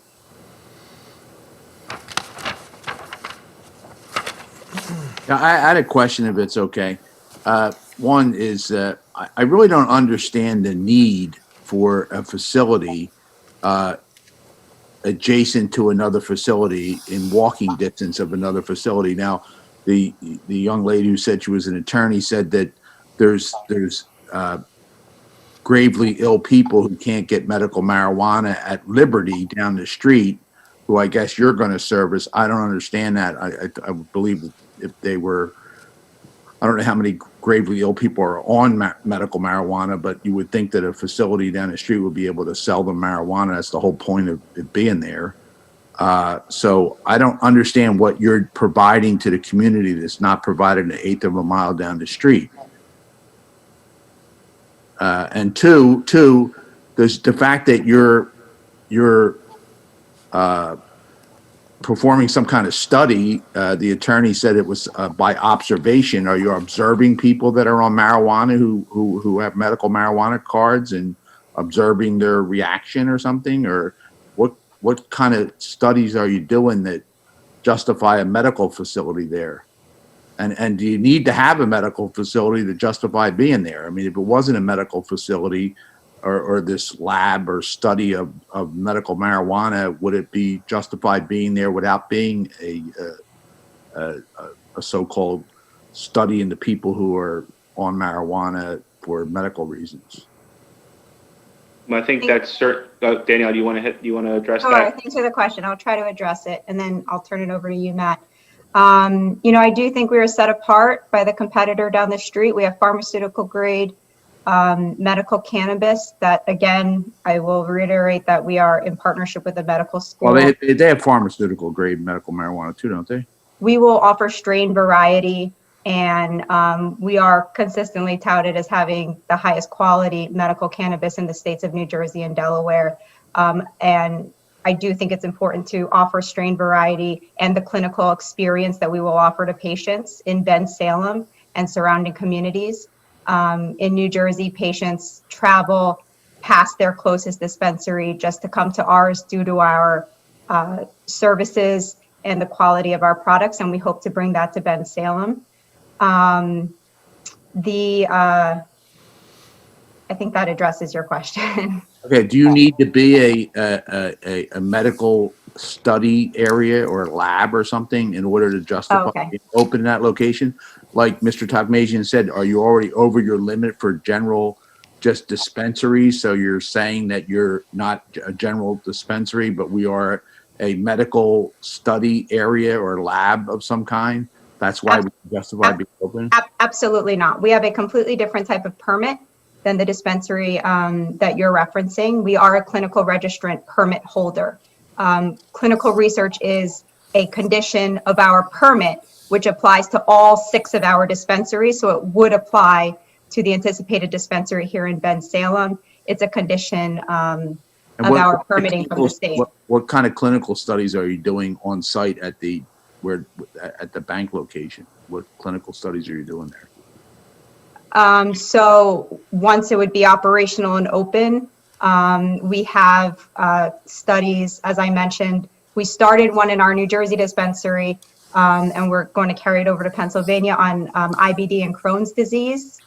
And our chief medical officer and my colleague on the board of directors, Dr. Susan Taylor and Dr. Ed Miller, are working with LECOM as we speak to develop more studies. One area of interest is looking at medical cannabis as a way to decrease patients' reliance on opioids and substance abuse issues. But right now we have an active program. I'll tell you that's a total scam. I can tell you that. So just to let you know, it doesn't work. I respectfully disagree, Councilman, but I appreciate your point. Well, okay. Well, I respectfully disagree that if people could smoke marijuana and not do heroin, don't you think they would just smoke marijuana? I mean, marijuana is readily available in our community. I was referencing reliance on prescribed opioids, not heroin, sir. Are you saying, may I ask you, I'm sorry, Joe. The problem is with prescribed, there's nothing, if people get prescribed opioids and they don't have an addictive problem with that prescription, then there's not really a problem, right? But if someone becomes an addict from getting opioids prescribed to them, smoking marijuana isn't going to stop them from being a heroin addict, is my point. All right, let me ask you a question, if I may. Are you saying then this facility that you're proposing is going to be a test site to see if your type of marijuana medically is going to work in different ways, and therefore utilizing the residents of Bensalem in your tests in terms of the results of marijuana either being good for us or bad for us? Is that what you're saying? No, sir. What I'm saying, so first of all, only registered qualifying patients with the Commonwealth can be even admitted to our facility, and the way they qualify for that patient card is by a recommendation or prescription from their physician. And then they become a patient in the medical cannabis program. And then if they come to our location, we do hope they will contribute to medical research. And, you know, I won't take the place and speak out of turn of our medical director, but they will report to us their experiences with certain strains vis-a-vis their medical condition and the effectiveness of certain strains with their medical condition, leading to medical literature that can fill gaps that are currently existing, because there are patients out there, you know, if you have a patient who's a soccer mom who wants a strain to treat her particular condition, she wants to know what works, but she also wants something that's not high in THC, because they're not looking to get high, they're just looking to treat their qualifying debilitating illness. There are things like that where patients just have no literature in the field to guide them, and we're hoping to be of assistance there, which is, again, a requirement of our permit with the Pennsylvania Department of Health. So then Well, you when are Liberty indeed using your customers, our residents of Bensalem, in your tests to see how marijuana reacts within their system. So it would include residents at Bensalem and beyond, but if they consent to be part of a medical study, then sure. Now, when Liberty came in for a permit, which I voted against Liberty getting a permit before you were going right next to them, and to me, the spirit of the law, it's a flaw of the law that they didn't address having a facility within an eighth of a mile of each other. And I don't think the residents of Bensalem should be punished, especially a residential housing development should be punished because legislators in the state didn't have the foresight to put a requirement in there. They're not within 2,000 feet of each other. But when Liberty went in there, they argued that there is no THC in the marijuana that they're putting out as medical, that it was another part of marijuana that helped people with medical conditions, and THC wasn't part of there. You just said that you regulate the amount of THC in there for soccer moms. I'd be shocked if Liberty sold no strains that had any THC in it, sir, Well, but I can't speak to that. They said there was. Are you allowed to sell strains of marijuana that have THC in it as medical marijuana in the state of Pennsylvania? Yes, sir. Okay, well, they were saying that it doesn't have THC in it. That was the whole point. It wasn't really what you got high on. It was the part of marijuana that was the healing part of marijuana, not the THC. But Well, they can select which strains they offer. Certain strains don't have THC in it, but a lot would have differing levels of THC. So you're experimenting with levels of THC to see at what level the THC would allow people to avoid being on heroin? I respectfully completely disagree with the basis of your question, but I will note we are not experimenting. We have very well-seasoned cultivators that are manufacturing and growing the cannabis out of our facility in Warrendale. And the sale through our dispensaries, including the Gibsonia dispensary, will be overseen by a licensed pharmacist. And is it Lake Erie Medical School that you're associated with? Lake Erie College of Osteopathic Medicine, LECOM. Right. So you're not associated with any of the teaching medical colleges in Philadelphia? I believe that is a teaching medical college. In Philadelphia, I mean like the Oh, University not in Philadelphia, sir. No, it's in Erie. of Thomas Jefferson or University of Pennsylvania, ones that They hold their own clinical registrant permits, so they have separate partners. They are also a clinical registrant permit holder, just like LECOM. They just happen to not be seeking to locate here in Bensalem. Okay, so you're growing strains of marijuana with various THC levels to experiment on people to how effective it is with their different diseases. No, we are not experimenting. Patients choose their strains.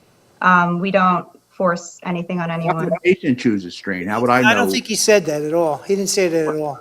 He asked No, if but you were how would I experimenting. say, if I had Crohn's disease, how would I know what strain would be best for me? I mean, I wouldn't know that. Someone would have to tell me.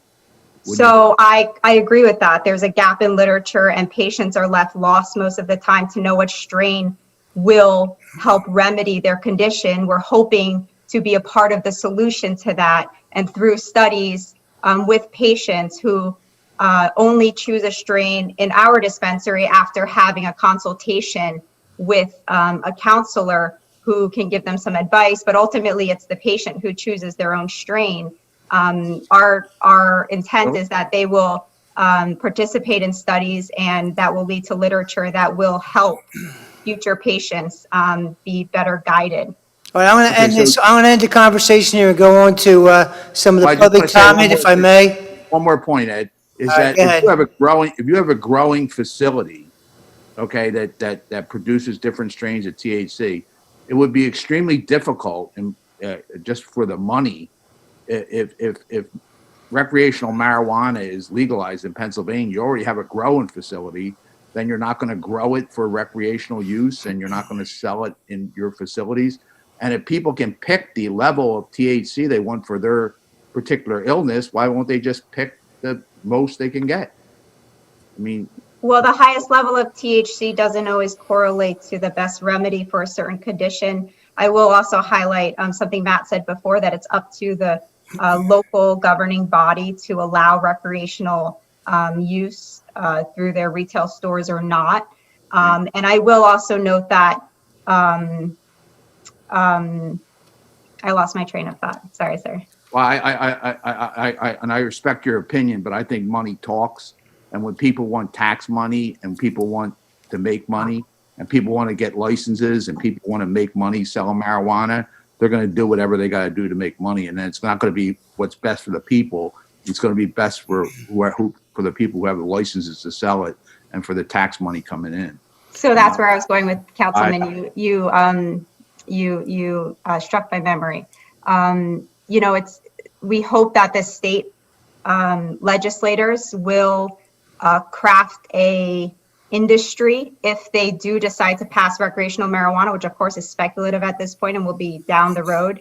But we hope that they will craft a market that allows the medical industry to survive and thrive. On the West Coast, there have been states that over-license the number of facilities, and you saw the medical market decrease. We hope that doesn't happen here. We are a medical cannabis facility, and we hope that there's a industry that's formed. It can be done the right way through legislation that allows the medical market to thrive and therefore protect patients. Okay, and let me conclude by asking you this, to make sure I understand you completely. Your patients or your clients, or whatever you call them, are going to sign an agreement with you that you can take the data that they give you relative to the prescription of marijuana, and you're going to accumulate that data and put some type of report together and use it for future determination of what type of marijuana is best and what type of marijuana is not applicable to certain ailments. Is that pretty accurate, what I'm saying? Roughly speaking, yeah, I think so. We do, they are our patients, and all the research will be overseen by LECOM's Institutional Review Board, just like any other medical research. So this is a medical research that you don't know what the results will be in the future. And again, utilizing the Bensalem location, Bensalem residents, to benefit your future endeavors. It will be to benefit patients, the medical cannabis industry, and it is not limited to Bensalem residents. It's qualifying patients throughout Pennsylvania can be our patients. But you don't know for a fact that it will be a benefit? You don't know that at this time. I respectfully disagree with that. I think we have. What was the question? I'm sorry, sir? It was a question, I'm sorry. It was a question. I know, and I disagree. So you I think do think everyone we who will be a smokes benefit, marijuana will both- benefit from it? Is that what you're saying? I'm sorry, sir, can You you saying repeat that? everyone who smokes marijuana or takes marijuana will benefit from it? I'm not sure how to answer that question, but I do think that we will be providing a product that will help patients just as we've done in other states. And I hope to contribute to the economy of And it will Bensalem. have no deleterious effect on the patients who take it in the future? You know, just like any medication, including opioids and much stronger drugs that are sold at the CVS down the street, it could be a dangerous product, and it needs to be handled with care and done the right way. And so I get back to my original premise that this is a testing site for you to determine what the future of the marijuana use, medical marijuana use will be. It's a state permitted medical cannabis dispensary where we will retail medical cannabis and conduct clinical research. Okay, thank you. I'm going to go now to the residents that had some comments on this. As far as Wait, public comment, if I may, I'm sorry. I have one more question. I'm and sorry, not- please do. We have the councilman take preference. Go ahead, Jesse. Okay, and I don't know who to direct this question to, but why this particular location? Why select a location that is less than or approximately a quarter mile down the road from a competitor? Bensalem is a very large township. Why not choose a location, say on the other side of the township, closer to the Philadelphia border? Literally, why not anywhere but this particular location? So we don't view two dispensaries in a town the size of Bensalem to be a deterrent. We do think the market Did you consider that maybe the supports township- that. But I will add, the bank sites in general are very attractive dispensary sites, given security measures that are already have been contemplated in the construction of the property, including a bank vault. There's sufficient parking and considerations like that. I don't know if you have anything to add, Aaron? No, I think that, like Danielle said, that the township can definitely support two locations. And there was an ordinance that allows it, and the town gave us a letter to give to the state that okayed it. And that's why we chose the location. Did you look at any other locations in the township prior to selecting this one? I can't speak to that. I don't know the answer. Can anyone? Sure, not someone on this call. We have a real estate attorney in-house that scouts our locations. And, it also is a timing and availability issue. So I don't know what else was available at the time. But we do think this is a good site. We think it, again, it's a bank location. So it's more easily transferable to security measures that suit our use. Sure, and I understand that, and I can appreciate that, especially less investment on your part to upgrade the infrastructure of the facility. But it sounds like somebody took a look at properties all over, picked this one, but that person is not on this call. Is that correct? Correct. Well, I'm not that person, so I think that's correct. You think that's correct? Okay. Well, Aaron, were you part of choosing Bensalem location? I did not pick this location, no. So no, sir. Okay. Thank you. Okay, Thank you, Mr. Kitzbach. thank Thanks for you. your questions.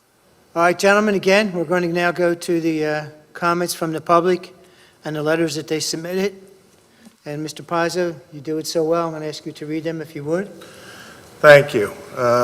Let's make all of these collectively, since they're all going to be in written form rather than the persons testifying themselves. So collectively, we'll make them all Township Exhibit T1. The first is from Rosemary Angle, A-N-G-L-E. She's a member of the Township Drug and Alcohol Advisory Board. She writes, I attended a planning meeting on September 17, 2020, and spoke concerning Cantec PA LLC, 3805 Neshaminy Boulevard, medical marijuana dispensary. The whole board voted no. I feel that there is no reason to have another medical marijuana place on the same street so close together.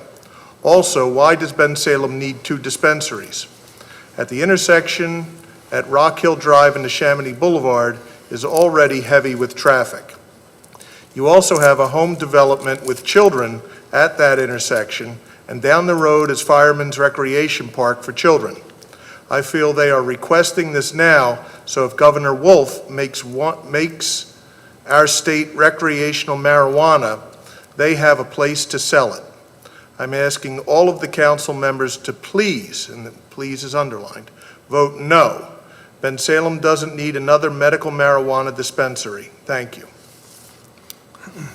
Second letter we have is identical in content to the first one, so I won't reread it.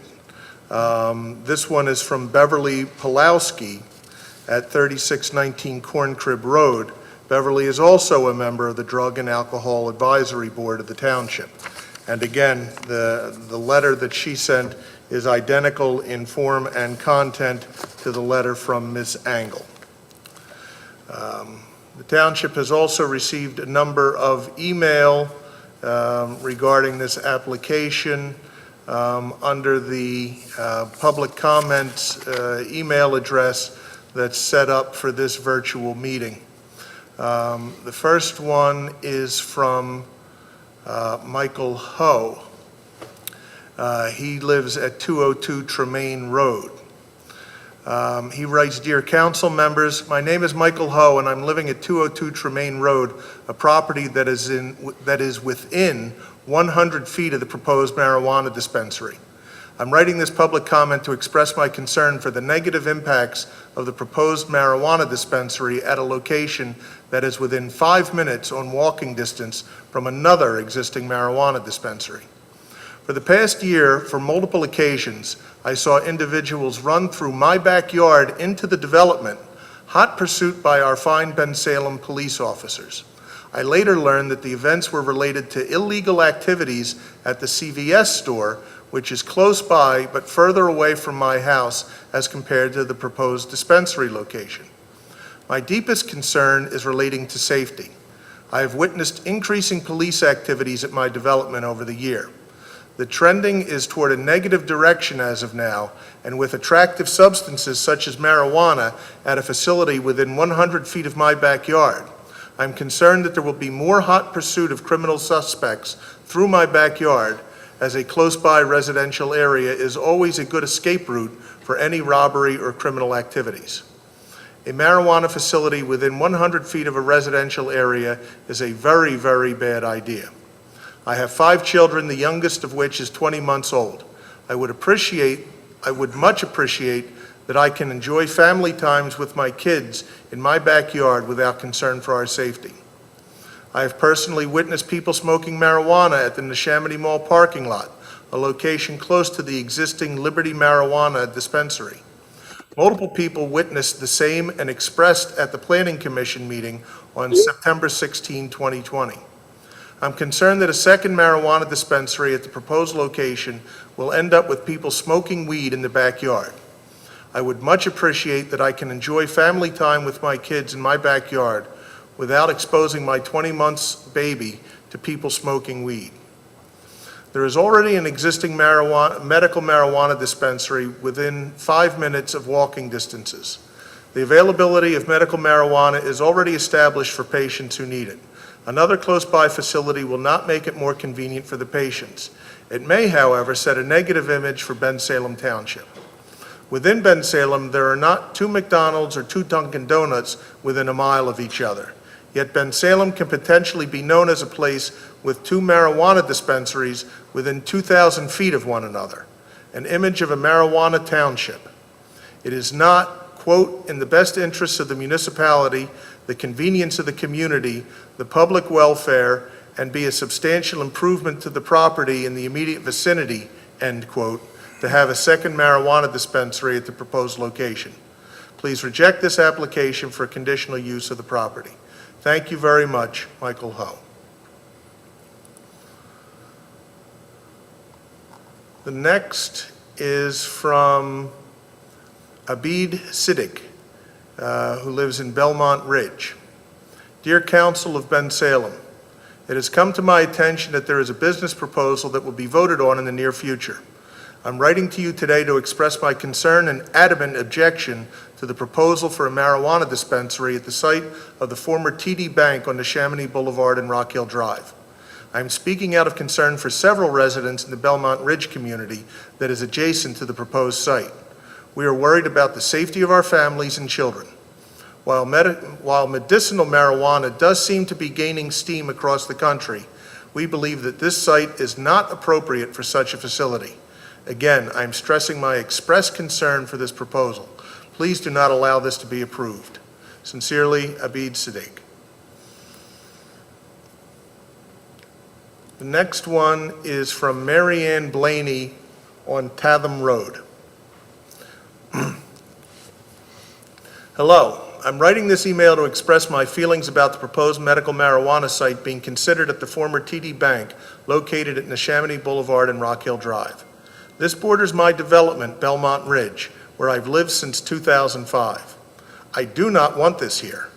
I pay a lot in property and school taxes, and this would definitely add to the burden of living in Bensalem.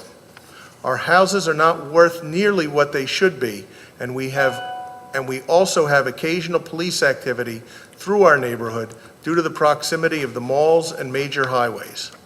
I have never asked for anything from Bensalem Township before.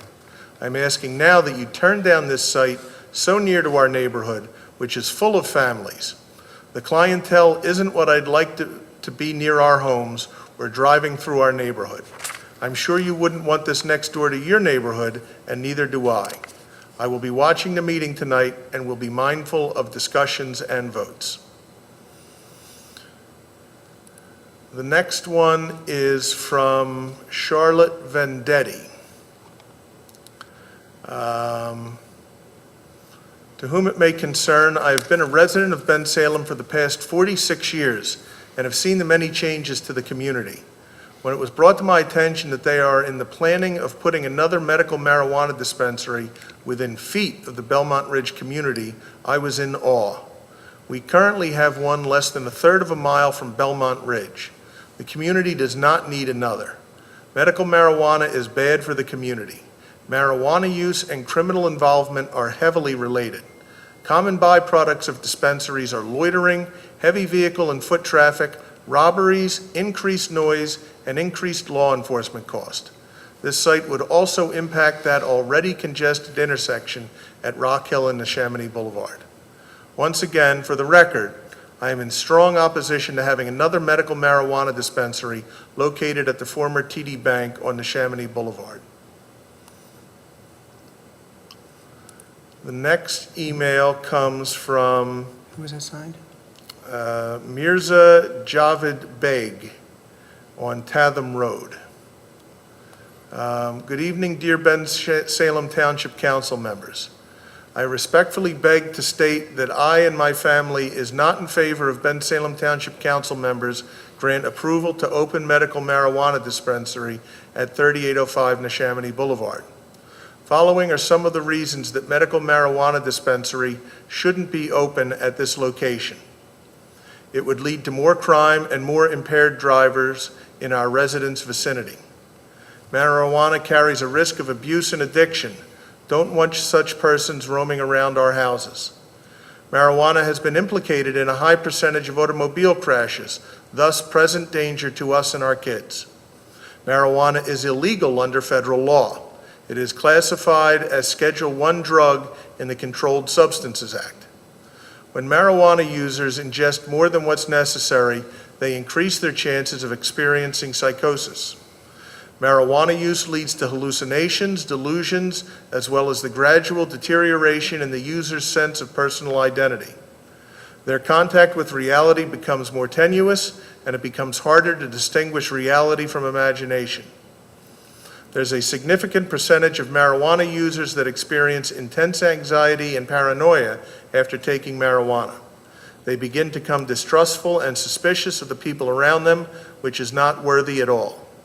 Marijuana is a substance with psychoactive properties. Residents of our community are paying much higher school and property taxes in the area and don't want marijuana dispensary operating in our backyards. We love to live in this peaceful Bensalem community and don't like to disturb this friendly environment. I hope honorable council members consider these points and keep in mind the safety and security of our community residents prior to making any decision. The next one is from Nevin Das. I don't want this in my neighborhood. I moved from Philadelphia to live in a safe and drug-free environment. That's why I had my house built in Bensalem. I pay high taxes to live in a safe neighborhood. I don't want this in my backyard. I live in the Belmont Ridge neighborhood. Thank you.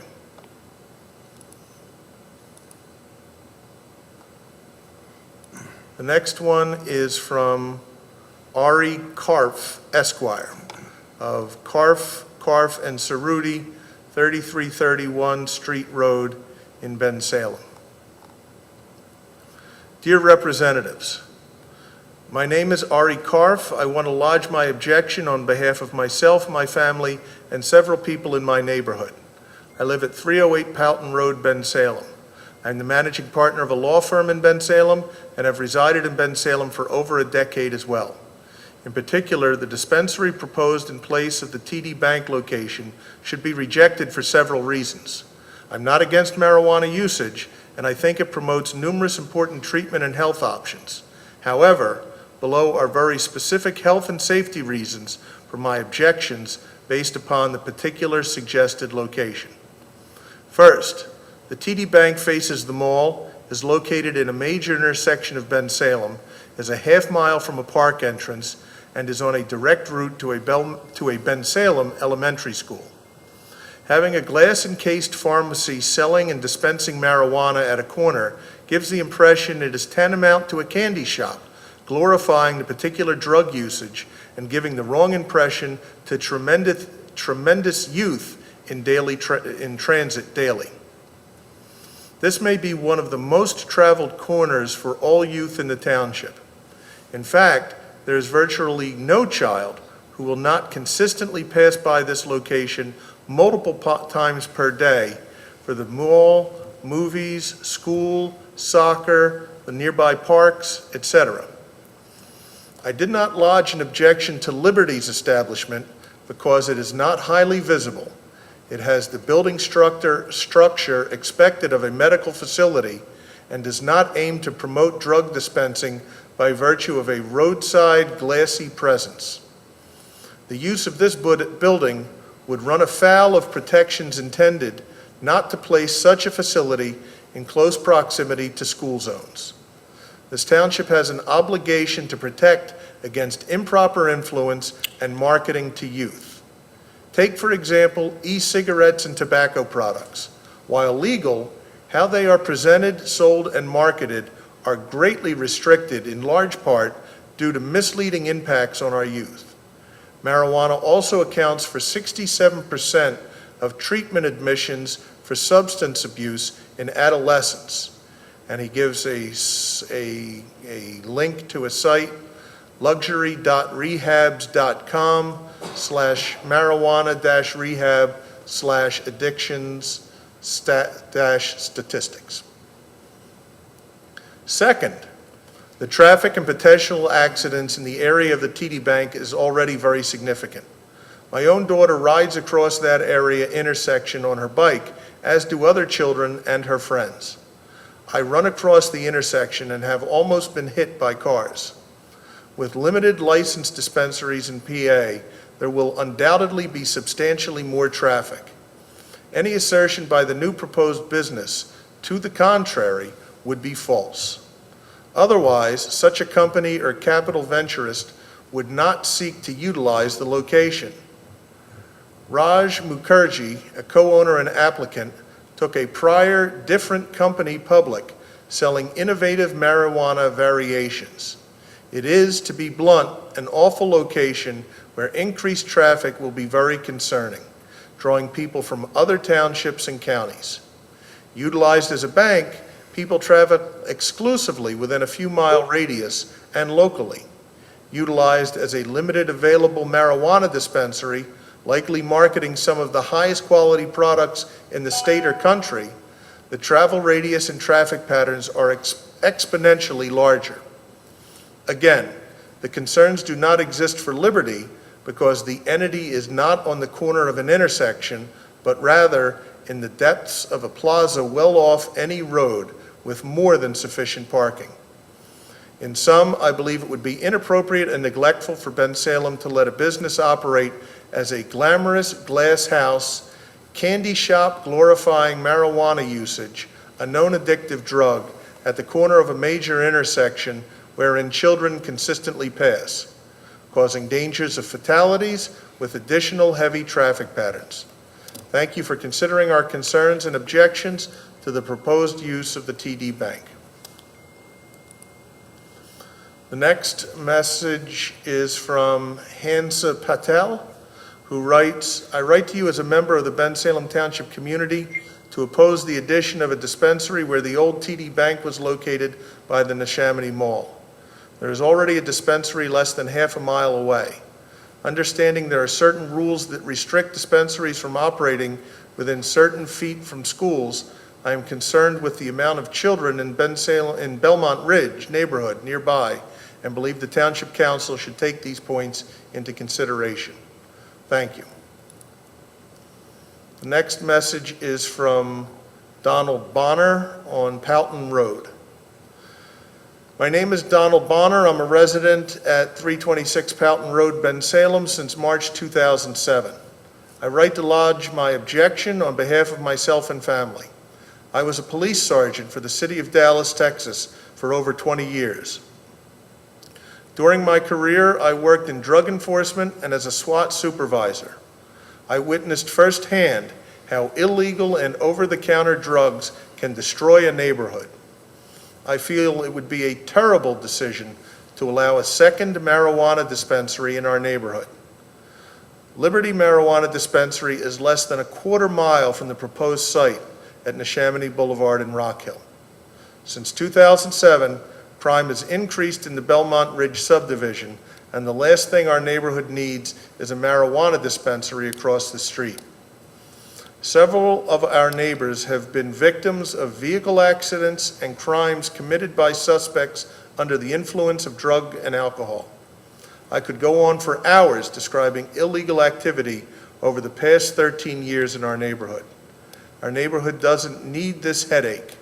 We feel that it would be in poor judgment to allow a second marijuana dispensary across the street from Belmont Ridge Housing Development. Thank you for your time. The next public comment is from Charlotte Vendetti. To who it may concern, I've been a resident of Bensalem for the past 46 years and have seen the many changes to the community. When it was brought to my attention that they are in planning of putting another medical marijuana dispensary within feet of the Belmont Ridge community, I was in awe. I believe I may have read this one already. Unless it's a second, no, I did read this one earlier, I apologize. It came twice. The next one is from Ginny Tang, or I'm sorry, Virginia. The email address is Ginny Tang. The name is Virginia Moignard, and she writes, a store selling medical marijuana would be fine. The next one is from Emily Culp Brzicki. Excuse me, at 117 Tatham Road. Bensalem teacher, homeowner, and mother. This comment is about the proposed use of the previous TD Bank property at 3805 Neshaminy Boulevard for a medical marijuana dispensary. That property may appear to be commercial, but right across Rock Hill Drive is a large residential area, Belmont Ridge. This dispensary would be too close for comfort. The plan read aloud at the last meeting stated the need for 30 to 40 cameras and an armed guard to keep it secure. If that is the case, my neighbors and myself better plan to adhere to the same standard in order to keep our homes safe. It was also stated at the last meeting that this property was at least 1,000 feet away from a community center. We'll add a couple of more feet to that, and you are at Firefighters Field, a community playground. My fear would be that those dispensary customers would travel to that very playground in order to use their substance, and then travel through the playground and adjacent neighborhood under the influence of their substance, endangering the residential children at play. In addition to those concerns, the intersection of Rock Hill Drive and Neshaminy Boulevard would be burdened with increased traffic, not only during the typical high-volume times, but through the dispensary's hours of operation. These hours were shared at the last meeting to be until 10 p.m. Although it is titled a dispensary, in reality it is a retail business with investors hoping to cash in on the potential changes in PA law. Thank you.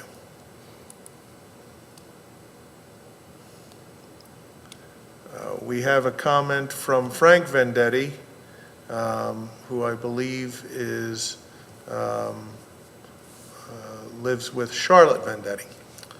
To council members, I'm currently a resident of the Belmont Ridge community, living just yards away from the planned medical marijuana dispensary at 3805 Neshaminy Boulevard, the former TD Bank. Just 13 days ago, on September 16th, the Bensalem Township Planning Commission denied Cantec's conditional use plan at the proposed location, and it needs to stay this way. Bensalem does not need two medical marijuana dispensaries less than a quarter mile apart and yards away from a great residential community, and in close proximity to two public gathering locations, the Neshaminy Mall and the beautiful Firefighters Field Community Park. This proposed location has no safeguards in place for nearby residents or surrounding businesses. The medical marijuana being sold in this dispensary is not being monitored by physicians in a medically controlled environment. A byproduct related to dispensaries include drug dealing, sales to minors, loitering, heavy vehicle and foot traffic, increased noise, and robberies, all of which are evident now as a result of the opening of Liberty Dispensary. Just drive by the Neshaminy Square Shopping Center on any given day and see the line outside Liberty. There has been an uptick in burglaries in the Belmont Ridge community over the past 2 years from drug seekers putting an unjust burden on the terrific Bensalem police force. The American Medical Association has urged legislatures to further research potential cannabis and cannabinoid products on public health, medical, economic, and social consequences of its use. Until steps to regulate the product effectively are in place to protect the health and safety of the public, I see no need for another dispensary in Bensalem. Frank Vendetti.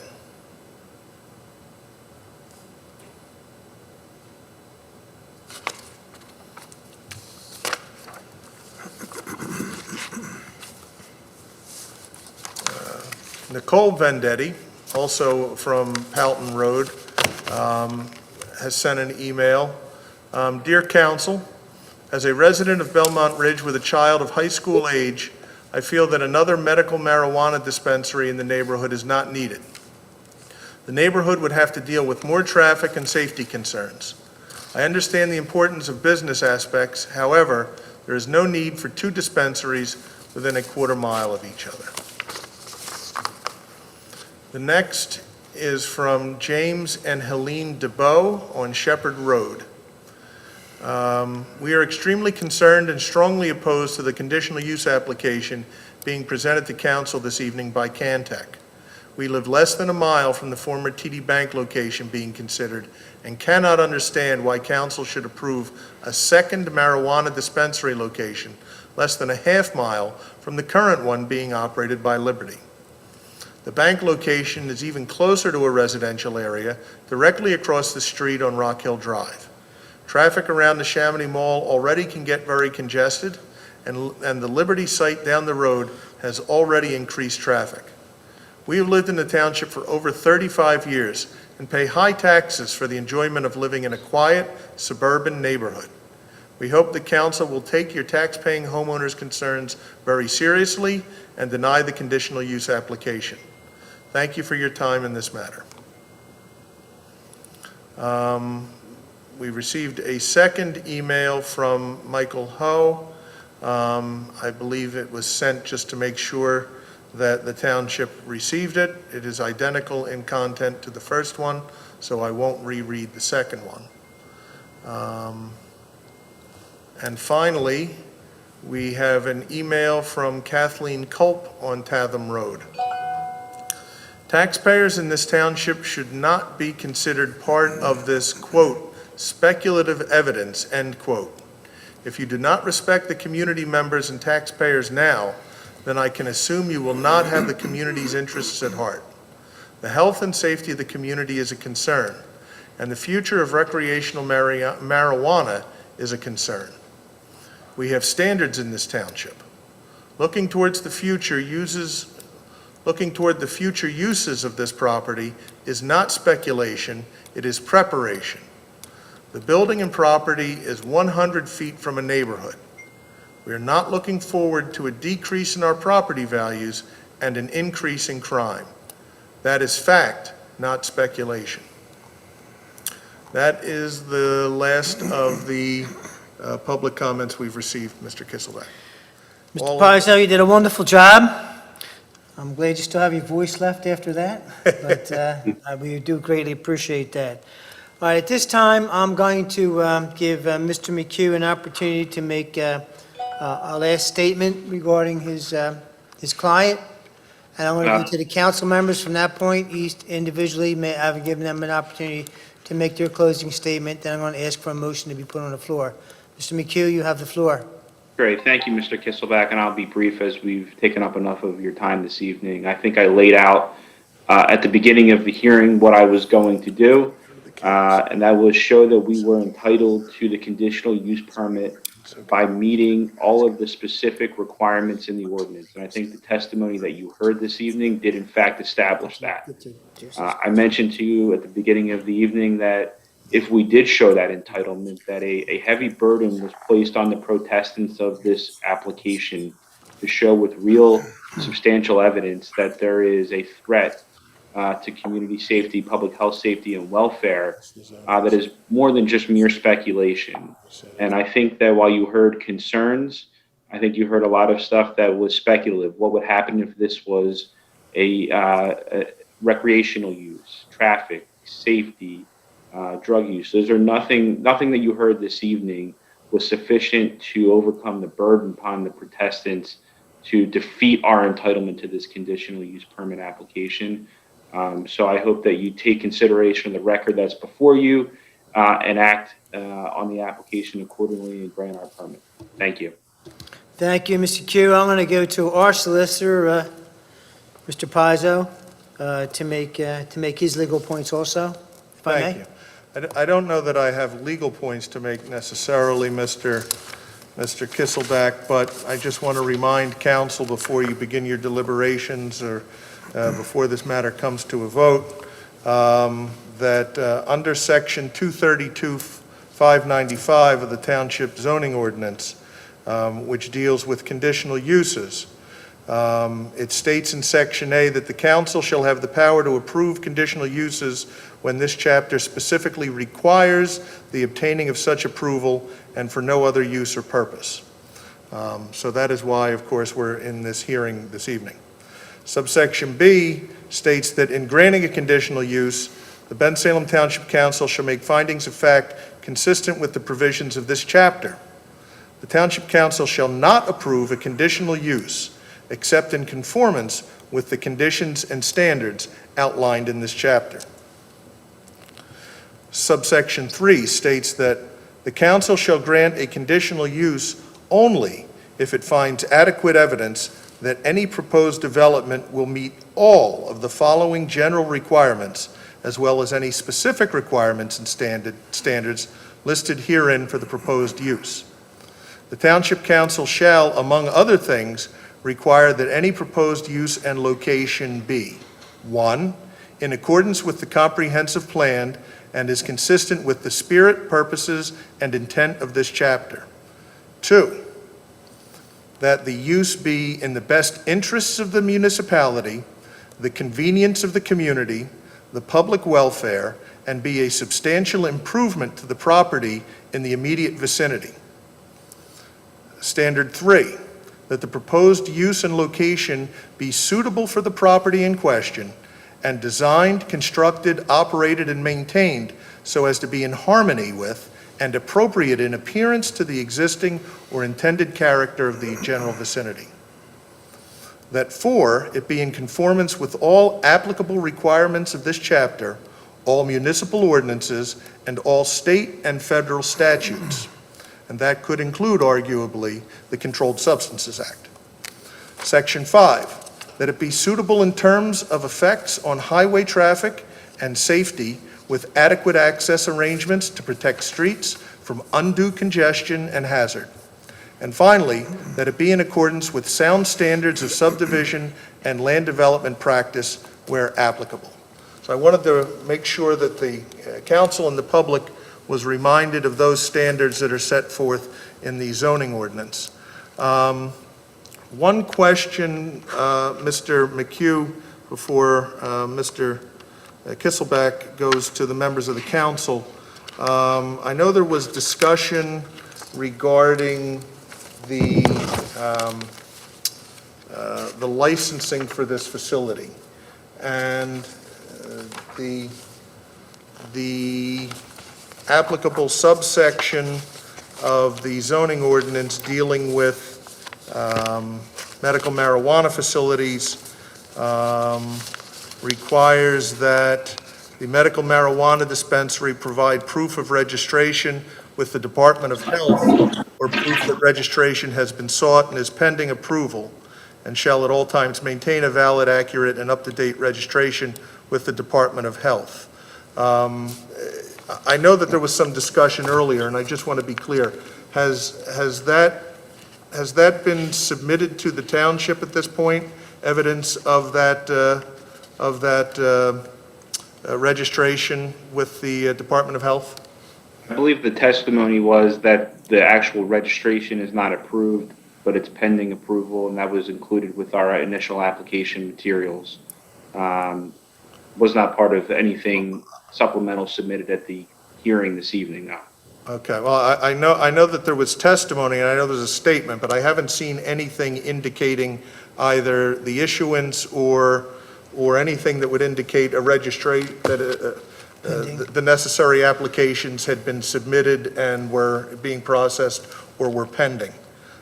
Is that anywhere among the exhibits that have been presented this evening? No, I can include it as a supplemental exhibit. I believe it was included with the original application filing. Okay, well, I have that in front of me, and I don't see that, which is what led to my question. All right, thank you. Thank you, that's all I had, Mr. Kisselback. Thank you, Mr. Pizzo. I'm going to go to our council members. I'm going to go to the top left of our screen. Mr. Knowles? Yeah, I would just say that if the state law in Pennsylvania doesn't prohibit marijuana dispensaries within 100 feet of residential properties, it should. So you know, it's within 100 feet of a gentleman who has 5 children living in the house. So that whole entire neighborhood, that type of building wasn't. It may have been designed with a safe, which may do well for putting marijuana in or money and security guards and things like that, but it wasn't designed to attract. It was a bank, and it wasn't designed for that type of use. Again, I'm positive that when Liberty went in there, their whole argument was that they weren't selling marijuana with THC. Now, this place is bragging about different strands and how much THC you can get. So I don't know how they can study these people unless they're actually using it. So it's too close to a park and too close to a residential neighborhood for me. And, you know, I didn't vote for Liberty to go in, so I'm certainly not voting for this. That's all. Thank you. Mr. Tokmajian, you're next. Yeah, I wanted to just note a couple points. There was a point about folks traveling from New Jersey, and I wanted to make note of the fact that our obligation is not to New Jersey residents, it's to Bensalem residents, and it's clearly obvious from as many comments that we had this evening that Bensalem is against this project. I also wanted to note about the fact that there is an impact to the health and safety of this community based on the reports that we've had in terms of the loitering over in the Chamonix Mall from the site that's already present, and the fact that we've seen an increase in crime, particularly in that particular neighborhood. In addition to the fact that I do not believe it's the best use in that location, and it's not a substantial improvement for that location either. There's a reason why that particular location has been empty for so long, and that reason is because we've had so many people coming out concerned about any additional development, regardless of what it is. Around this neighborhood and across Bensalem. And lastly, it's in terms of congestion and traffic, I do believe that we'll see an increase in that too as well. Thank you, Mr. Tokmajian. Councilman Sloan, Jesse Sloan. When we had our hearing a year or two ago over the other medical marijuana dispensary, I was in support of that. I do think that there are medical benefits to medical marijuana. My biggest issues with this location are that it's just the wrong location. It does not make sense to have it so close to an existing facility. It certainly does not make sense to have it in somebody's backyard, which this practically is, almost quite literally. And to me, I think that's the biggest driver, that I just can't support something that just does not meet the right requirements in my mind for, the location. Thank you, Jesse. Councilman Polari, Joseph Polari. Thank you, Mr. Kisselback. I think that the other council people have made all the right comments on what's going on. I think that we need to take a look at this. Mr. Pizzo, is there a limit on how many facilities can be put in a township or in a community? Is there, because the state didn't take into consideration us or hear what we had to say about what they were doing. Do you know if there is a limitation to how many you can have in a township? I'm not aware of such a limitation. Like many things involving state government, once the genie's out of the bottle, we start to head down the proverbial slippery slope, if you will. The original legislation proposed that the various categories of licenses for growers, for processors, for distributors were going to be set up by different sectors, different regions of the state, and there were going to be a finite number of licenses within each of those regions. And of course, once all of that was done, it begat additional facilities and new categories of licenses and more facilities going in. And so that's a rather long-winded way of saying no, there isn't, and one should expect that the state, facing the budget crunch that it faces currently thanks to COVID and the various shutdown orders of the state government over the past 6 months, that this is a revenue source for the state, and so we should expect more of these kinds of applications to be coming in the future. Thank you. I believe that the health, safety, and welfare of the people in our community matters to us. That's what we're here to do, protect our people, protect our residents, take care of our children. I think the people in the community next door made their point very well that they don't want it in their backyard. And I don't think anybody in Bensalem wants it in their backyard. So I have to agree with the other council members and the people of the neighborhood. There's got to be better places for this. And I think for the future, we should try to get controls with the state as what's allowed to come into our township and not. Thank you.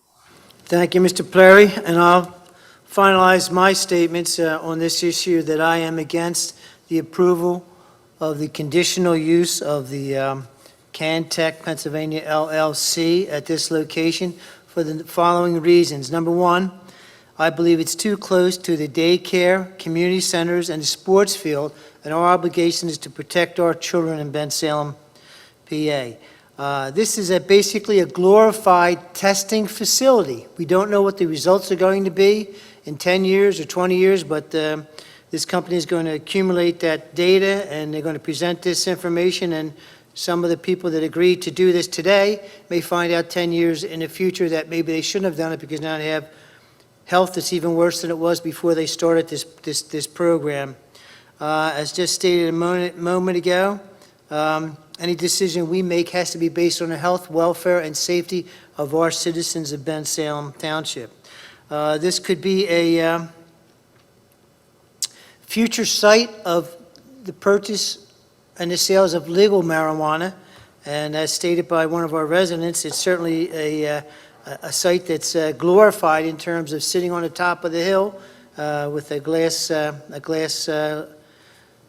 edifice. So I think that within itself, that being a possibility of a future is something that I'm not interested in supporting. As a council member, we make our decisions not just on the objective facts that are presented, but on the subjective reality of how it's going to affect our citizens of Bensalem Township. And again, our duty is to protect our citizens. And lastly, but not the last position, would be that this does not meet our standards of the zoning laws. It is not in the best interest or the welfare of the citizens of Bensalem Township. And that would be my reasons that I would not be interested in supporting this. But at this time, I'm going to ask for a motion to be put on the floor from our council members. Mr. Kisselbeck, I'll make the motion. All right, Ed took Major making a motion. Go ahead. Yes, sir. For the reasoning behind the planning board and the drug and alcohol board members, and I have a lot of respect for their comments, in addition to a number of residents that had spoke this evening. And for reasons outlined under section 232, as noted by Mr. Pizzo, council has a heavy burden to listen to Bensalem residents. And for that reason, I'll put a motion on the floor that we deny the application as submitted this evening. I'll second the motion. We have a motion on the floor. We have a second on the motion. Joe Knowles, all those in favor signify with an aye. Aye. Aye. Any against? Any abstentions? That is unanimous. Thank you, gentlemen. Thank you for your presentations. Good luck into the future. Thank you. Thank you. You're welcome. To you in Commonwealth Court. Okay, going to move into agenda item number, I'm certainly unorganized here. Agenda item number 6. This is the Echo Bensalem LLC. This is the Giant Company, and this is the signing in consideration signing of the agreement for these 4 pumps of the fueling station. This is in general commercial zoning, and there's several tax map parcels, and they are 23760. 23760-1, -2, and -3. I'm going to hand this over to Mr. Pizzo. Are you ready for that, Joe? Sure. Pizzo, can I ask you something first? Good. Can I make a comment? Certainly. You heard the owner of the medical marijuana place say, see you in Commonwealth Court, right? Sounded like a threat to me. I did hear that, Mr. Polari, and I thought it was incredibly unprofessional, but, so. Mark that down in your book, please, so if we do go to Commonwealth Court. And it's part of the reason why we are so, it's not much, but it's part of the reason why we are so protective of how we run these virtual meetings, because it's little things like that. Here it was a little, we'll see in Commonwealth Court, it could have been something much worse, or that we didn't want going out over the airwaves. And unfortunately, when we let people into this virtual room of ours to participate in the meetings, once they're in, we have no control over what they say or do until we get them out. And but I did hear it, and it is duly noted. I Yeah. suffered my papers there. I didn't hear it. Joe, do you recall? Yeah, the guy- Yeah, I heard it. Yeah. The guy that was said it? holding the, Yeah, and I don't know, and a point of reference too as well, he who did said it? turn on his camera real quick. It was Mr. And it showed something on his shirt. Raj, I apologize, I didn't catch his last name. Okay, all right, I understand, But okay. the owner. Thank you. Before you are the land development agreements for the giant grocery store on Street Road. Council approved the land development application, minor land development application earlier this year. The development agreements have been prepared by my office. They have been executed and funded by the developer, and they are in a form acceptable for your consideration and approval this evening. Gentlemen, your pleasure. Mr. Kizabak, I'll make a motion that we approve the signing of the record plans. I'll second it. This is Ed Tookmajan. Okay, all those in favor signify with an aye. Aye. But Aye. And against, any abstentions, unanimous. All right, agenda item number 7 is the consideration of a resolution for the Director of Administration to submit an application for traffic signal approval for the PennDOT and to sign this application on behalf of the municipality. And Joe, I'm going to have to give this to you unless Russ, do you want to take this one?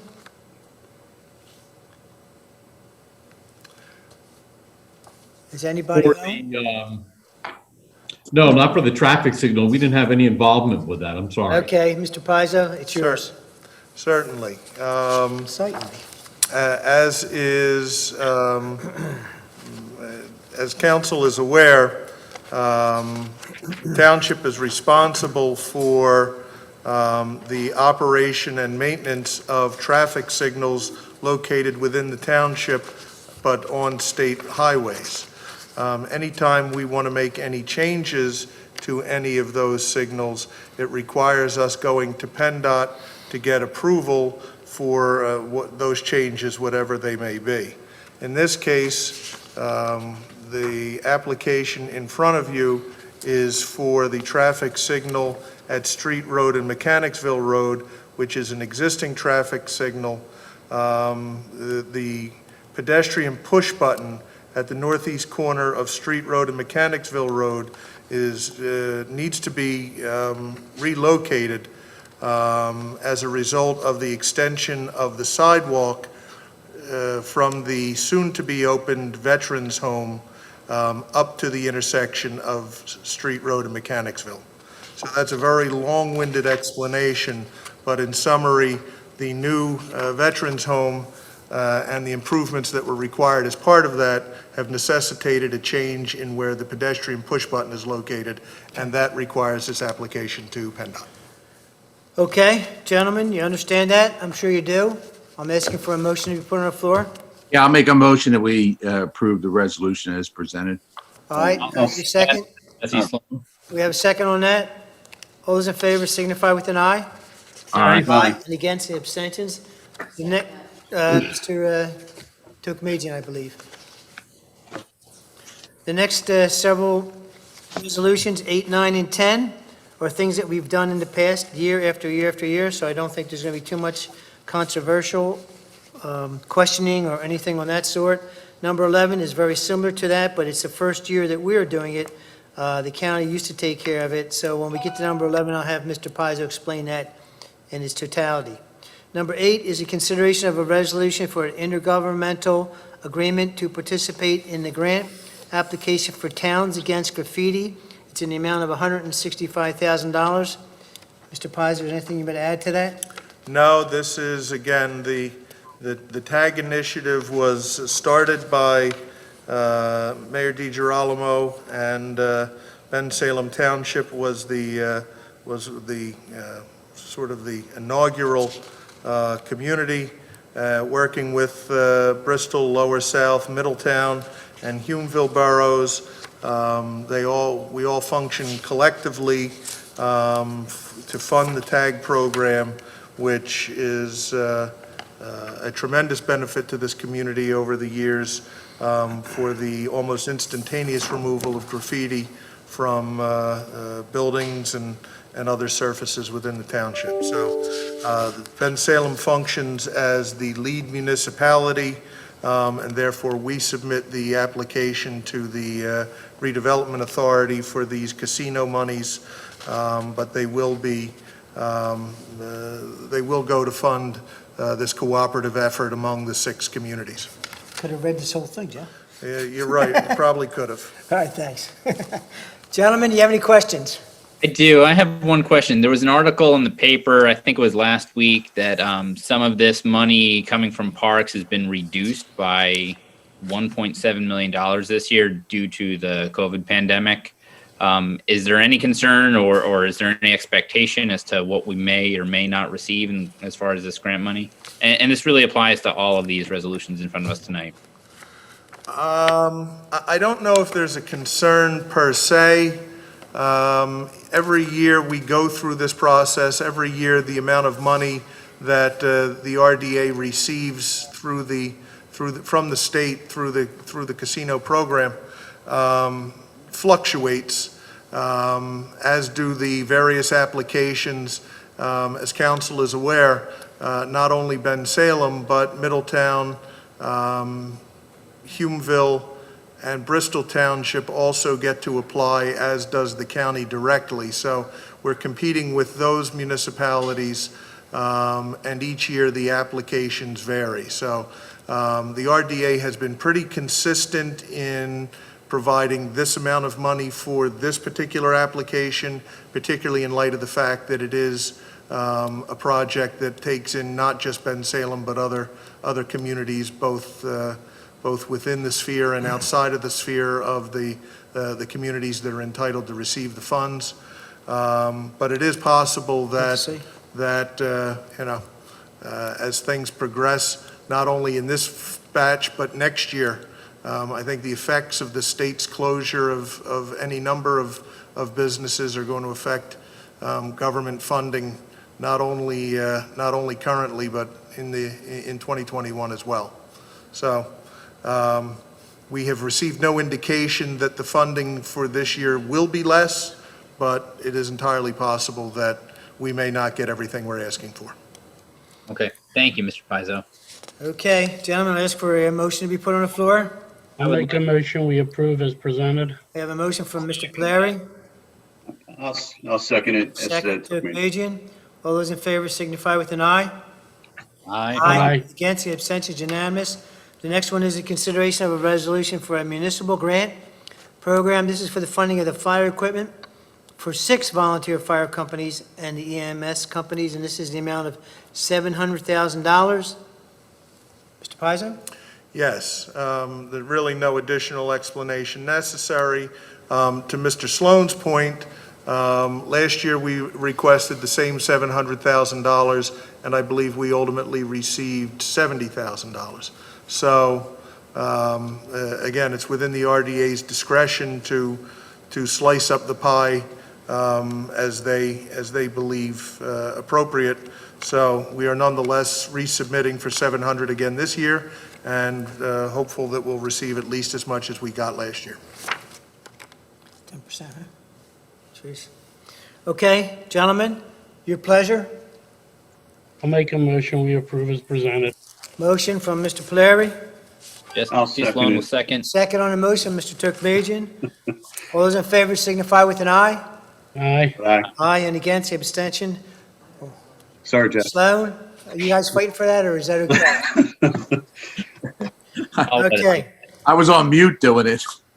Number 10, consideration of a resolution for a municipal grant program. This is the funding of a new emergency radios. This is in the amount of $388,751.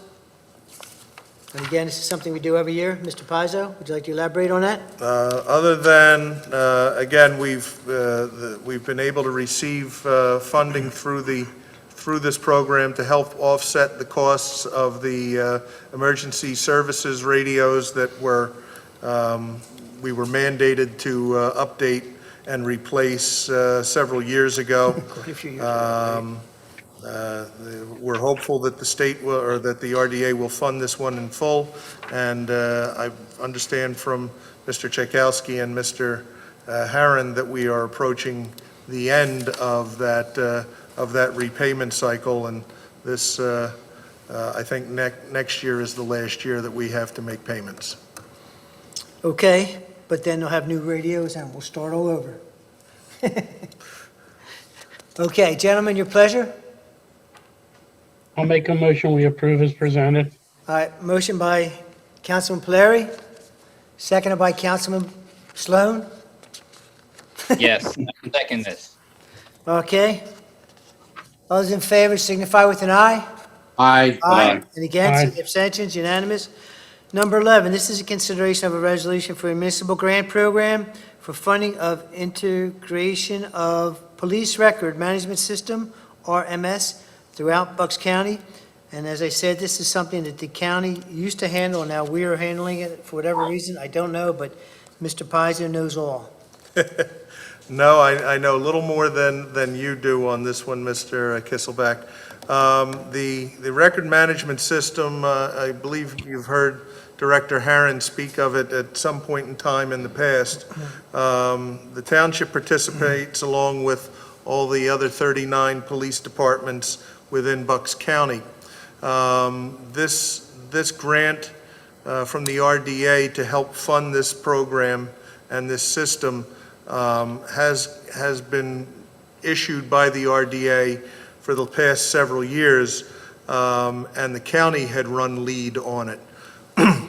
This year, just as a result of change in personnel in the courthouse since January, coupled with the effects, if you will, of COVID and staffing and where people's attention lie for the last several months, the lead agency for this went from being the county to Bensalem Township, the largest of all of the police departments within the county. So the program, simply put, allows for the 40 police departments within the county to share data and to share records regarding police contact with individuals. So if someone who had been a resident of Bensalem Township were to move to Warminster and had an interaction with Warminster Township Police up there, they would have the benefit of seeing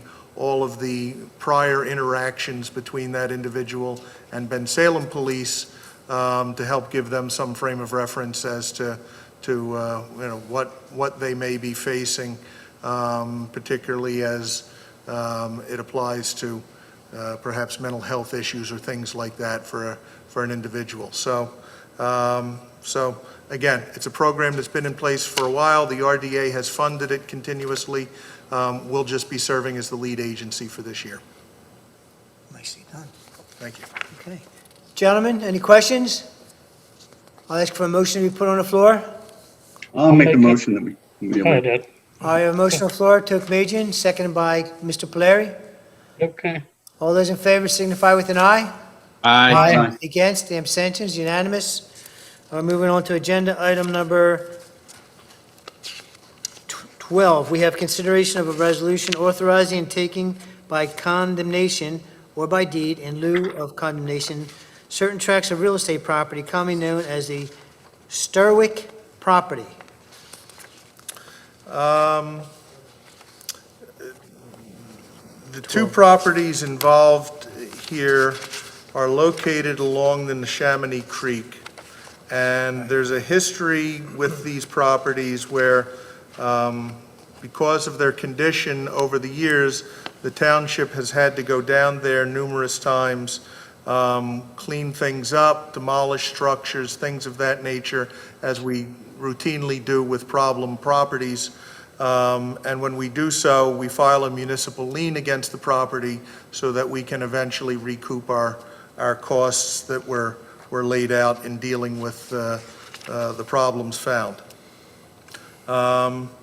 In this case, the properties of what is now the estate of Carolyn Strudwick finds itself with property that is worth less than the amount of money that the liens against the property total to. So it was proposed by the executors of the estate that if the township were interested, they would deed the properties over to the township in satisfaction of the liens against the property. Because of where the property is located along the creek, the township thought that it would be appropriate to take title to the property and add it to the township's bank of open space. Particularly, open space along the creek is particularly valuable to the township because it helps to avoid flooding problems and other problems that we have with properties located along the creek historically and through the years. So as part of the settlement that the township reached with the Strudwick estate, what we've proposed to do is to ask council to approve the resolution that's before you this evening, which would authorize the taking of the properties by condemnation. And then what we'll do is get a deed from the Strudwicks in lieu of that condemnation. That will, among other things, avoid the payment of property tax, and it will also clear up any other lien issues that may exist against the property. The township will get it free and clear of those issues. So the administration is recommending and requesting that council approve this resolution, whereupon it will allow the township to take title to those properties. Okay, gentlemen, you hear that? Hear that, Mr. Tokmajian? You may want to buy that property and move your home there. Guaranteed no marijuana. Sales going Got on it. there. Duly noted. I'm looking at it right now.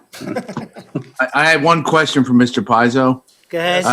Mr. Pizzo, I'm assuming that legality-wise that you have established that this is the value for the property, and they agreed that, they're not going to be able to protest the amount that we took for the property or forgiveness that we took for the properties for the liens. They're not going to be able to go to court and say, hey, you took it for a lower amount, we deserve more. Or there's no disputing the value once it's done. No, that's an excellent question, Mr. Knowles, and you are correct that we have done that. Among the documents in your packet, towards the rear of the packet, is a proposed settlement and release.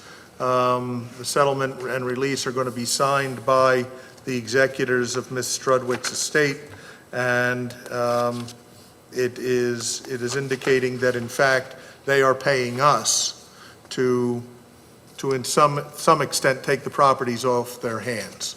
So they owe us more than the properties are worth, so they are deeding the properties over to us. They are also paying us $10,000 on top of that.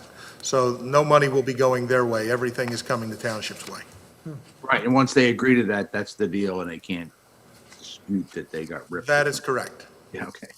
All right. Yeah, just to add to that question, though, Mr. Pizzo, to Mr. Knowles' point, is there an encumbrance on the property in terms of a mortgage, a bank lien, anything of that nature? Not that I'm aware of, but in any event, by going through with the condemnation, that will that will extinguish any of those items, and to the extent that there is anything to be paid to any other lien holders, that's coming out of the estate, not out of the township's coffers. Got it. All right. Thank you very much. Certainly. Okay. Gentlemen, your pleasure? Okay, I'll make a motion that we accept the resolution authorizing the taking and condemnation of the deed in lieu of the tract of property commonly known as the Studwick property. Okay. Second, And that's Mr. Knowles and Mr. Larry. Larry, second that? Your pleasure, gentlemen. In terms of vote, all those in favor signify with an eye. Aye. Aye. And against? Any? That is unanimous then, again. And we have consideration of an escrow release. Russ, you're on. Samarpan Hindu Temple, release number 4, Unmute. 2746 Mechanicsville Road. That's in the amount of $281,681.20. Yeah, we've reviewed this escrow release number 4 in the amount that you just mentioned. However, we did reduce the amount to $281,681.20 as a result of Quinton going out and substantiating the escrow item request. And we found that 3 of the items weren't quite completed yet to allow for escrow release. So we essentially reduced the amount of this escrow release, as I said before, $281,681.20. And this leaves a balance in escrow of over $1 million. All That's correct. right, gentlemen, you have any questions on this? I'll ask for a motion then. I'll put the motion up that we approve escrow release number 4 for the Sarmapan Hindu Temple at 2746 Mechanicsville. And that's subject to audit. Subject to audit as well. Good. Okay, we have a first. I'll second the motion. Second on the motion. Mr. Knowles, all those in favor signify with an eye. Aye. Vote aye. And against, unanimous, that is unanimous again. Okay, we're doing pretty well, gentlemen. We went through all the public comment. That's agenda number 14. Is there any other public comments? There is some additional public comment, Mr. Kisselback, from James and Helene DeBow. They just sent a thank you, Councilman, for standing up for all Bensalem residents and voting no tonight on Cantec's conditional use application. There are 6 or 7 email that address a topic that, with your indulgence, I'm going to try and deal with a little delicately. There were, regrettably, signs that popped up at various locations in the township over the course of the last several days, which spoke to Antifa and BLM, and there's no need to dignify the signs or their comments by reading into the record what they said. Some residents may have seen them. Hopefully not many did. But in any event, as immediately as the township became aware of the presence of these signs, the mayor, at his direction and with consultation with my office, Director Herron had his officers out there removing them from public property and public rights-of-way. We've received a number of comments this evening, several from residents expressing some concern or fear in as much as they're African-American residents, and in as much as again, the signs were involving Antifa and Black Lives Matter. So I'm not going to go into the names and addresses of all the individuals who emailed this evening, particularly expressing concern or fear that they're feeling as a result of this. Each and every one of these emails has been forwarded to the Director of Public Safety. The Director of Public Safety, I might note, has been in contact with Karen Downer of the NAACP, and they are working together to come up with a strategy to perhaps deal with these signs in some other way other than simply removing them as they appear along the roadsides or on public spaces. So I might note that the signs don't indicate who paid for them or who sponsored them, but to the extent that we have comments this evening, they are, my family has lived in the township since the 1920s.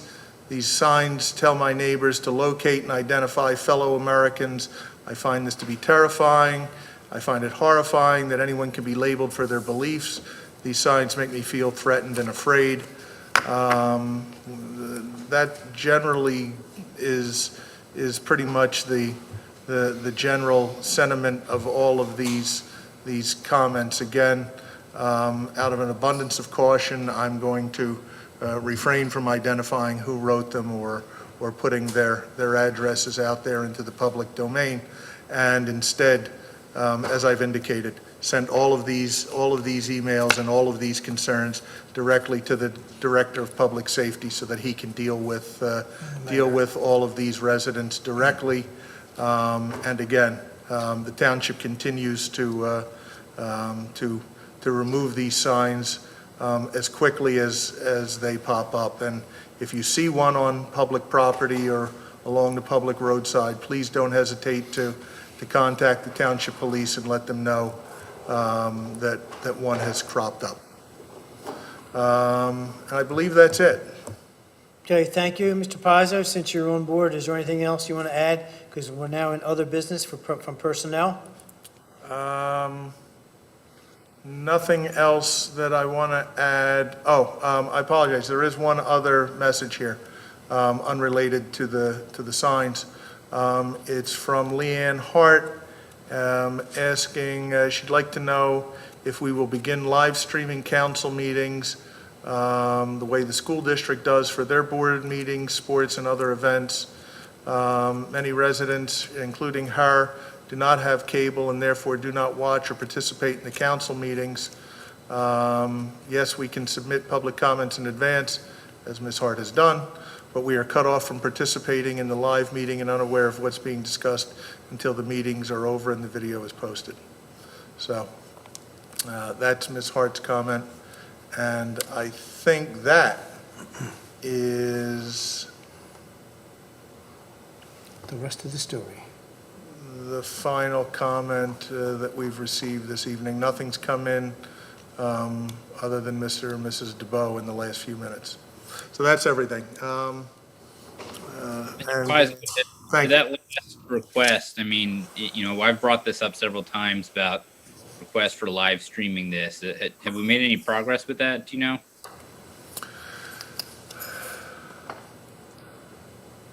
No, I don't know. I know that, again, we have continued to try to, not try to, the administration has replicated exactly what the public was receiving before we went virtual is exactly what the public is receiving today. The council meetings weren't live streamed before COVID and before virtual meetings. They went out over the cable channels as they do today. The public is getting the same degree of involvement, other than the fact that they're not actually coming into the council chamber and coming up to a microphone for their public participation. So we've discussed various means about letting the public into these meetings in some fashion other than through written comments. Again, we had an applicant this evening throw out a little barb at all of you, which fortunately wasn't profane, wasn't obscene. but it is one of the concerns that we lose that modicum of control. So, No, I understand that. I was just wondering if we could basically just broadcast this closed meeting out through, our live YouTube channel. The YouTube channel already exists. Can't we just broadcast this live on there, which would give the public access to it in real time? That's all. okay. Okay, Jesse, since you're speaking, you have the floor. Would you like to add anything to the end of the meeting? No, I have nothing else to add. Thank you, Okay. Albert. Mr. Knowles, you're on. Yeah, no, I just would like to add, hope everybody takes care of themselves. I am adding that St. Charles School, which I'm serving on their school board as a volunteer at the school, is beginning a celebration of 100 years of education in Bensalem, 100 years of the schools in existence, and the Archbishop is coming tomorrow to say a mass to begin that celebration. So congratulations to St. Charles and the community there. And, just everybody take care of themselves and stay healthy. And we'll see you in a couple weeks. Thanks a lot, Mr. Kisman. Thank you. Mr. Tokbajian? Yep. Thanks, Mr. Kisselbeck. Just a couple points. I know we missed a big event this evening from TV, but I figure I'd get a follow-up from Quentin on a couple items. I appreciate you getting back to me, Quentin, on that Victory Square. Did you get a chance to submit the response, I guess, on the equipment for the tot lot? I know you said it was today or tomorrow. Yeah, I'll probably get that out in the morning. I didn't get a chance to do it this afternoon. Okay. All right. Yeah, they're getting they're eager to get that development done and get the roads paved prior to the bad weather hitting, which was understandable. Right. Can you give us an update? I believe there's some road work going on in two different locations here in the township, State Road and I believe something's going on with Brookwood. Can you just give us an update on that? I don't think that's township work, is it? Well, at State Road is PennDOT. Yeah. They're doing their maintenance project from Station Avenue down into Bristol somewhere. I'm not sure how many miles they have, but it does go into Bristol. They're doing night work. I'm not sure what their status is. I know they were doing some leveling in the area of the Columbus Country Club. They raised that road, so that's what's helped with the flooding down there. They were making corrections down south of that towards Station, from what I understand from the contractor. Don't know their time frame on that. Regarding road work on Brookwood, we do not have any. I don't have any road work that I'm aware of going on in Brookwood. I know we're not on Brookwood in that neighborhood back there. Maybe with some with Aqua. I'm not aware of back in. I know Aqua's down off of State Road. Yeah. Okay. Near the area off of Station and like Wicker Avenue and Birch Avenue. I don't know of Aqua anywhere else. I know I have Pico working on Hansel, but I'm not aware of anything in the Brookwood area, which I can check out tomorrow for you. All right, yeah, appreciate it. And then just real quick on that State Road project, being that it is night work, I'm hearing some issues in terms of the lighting and some of the residents down there being affected by that. And that's something maybe you could also check out if you wouldn't mind, please. Well, I know they do have light towers down there. I've seen at least 5 or 6 within Bensalem limits. So I knew they do have those lit up, and they're pretty bright just because of the safety precautions that they're required to have. So I could put a call on PennDOT though. Okay.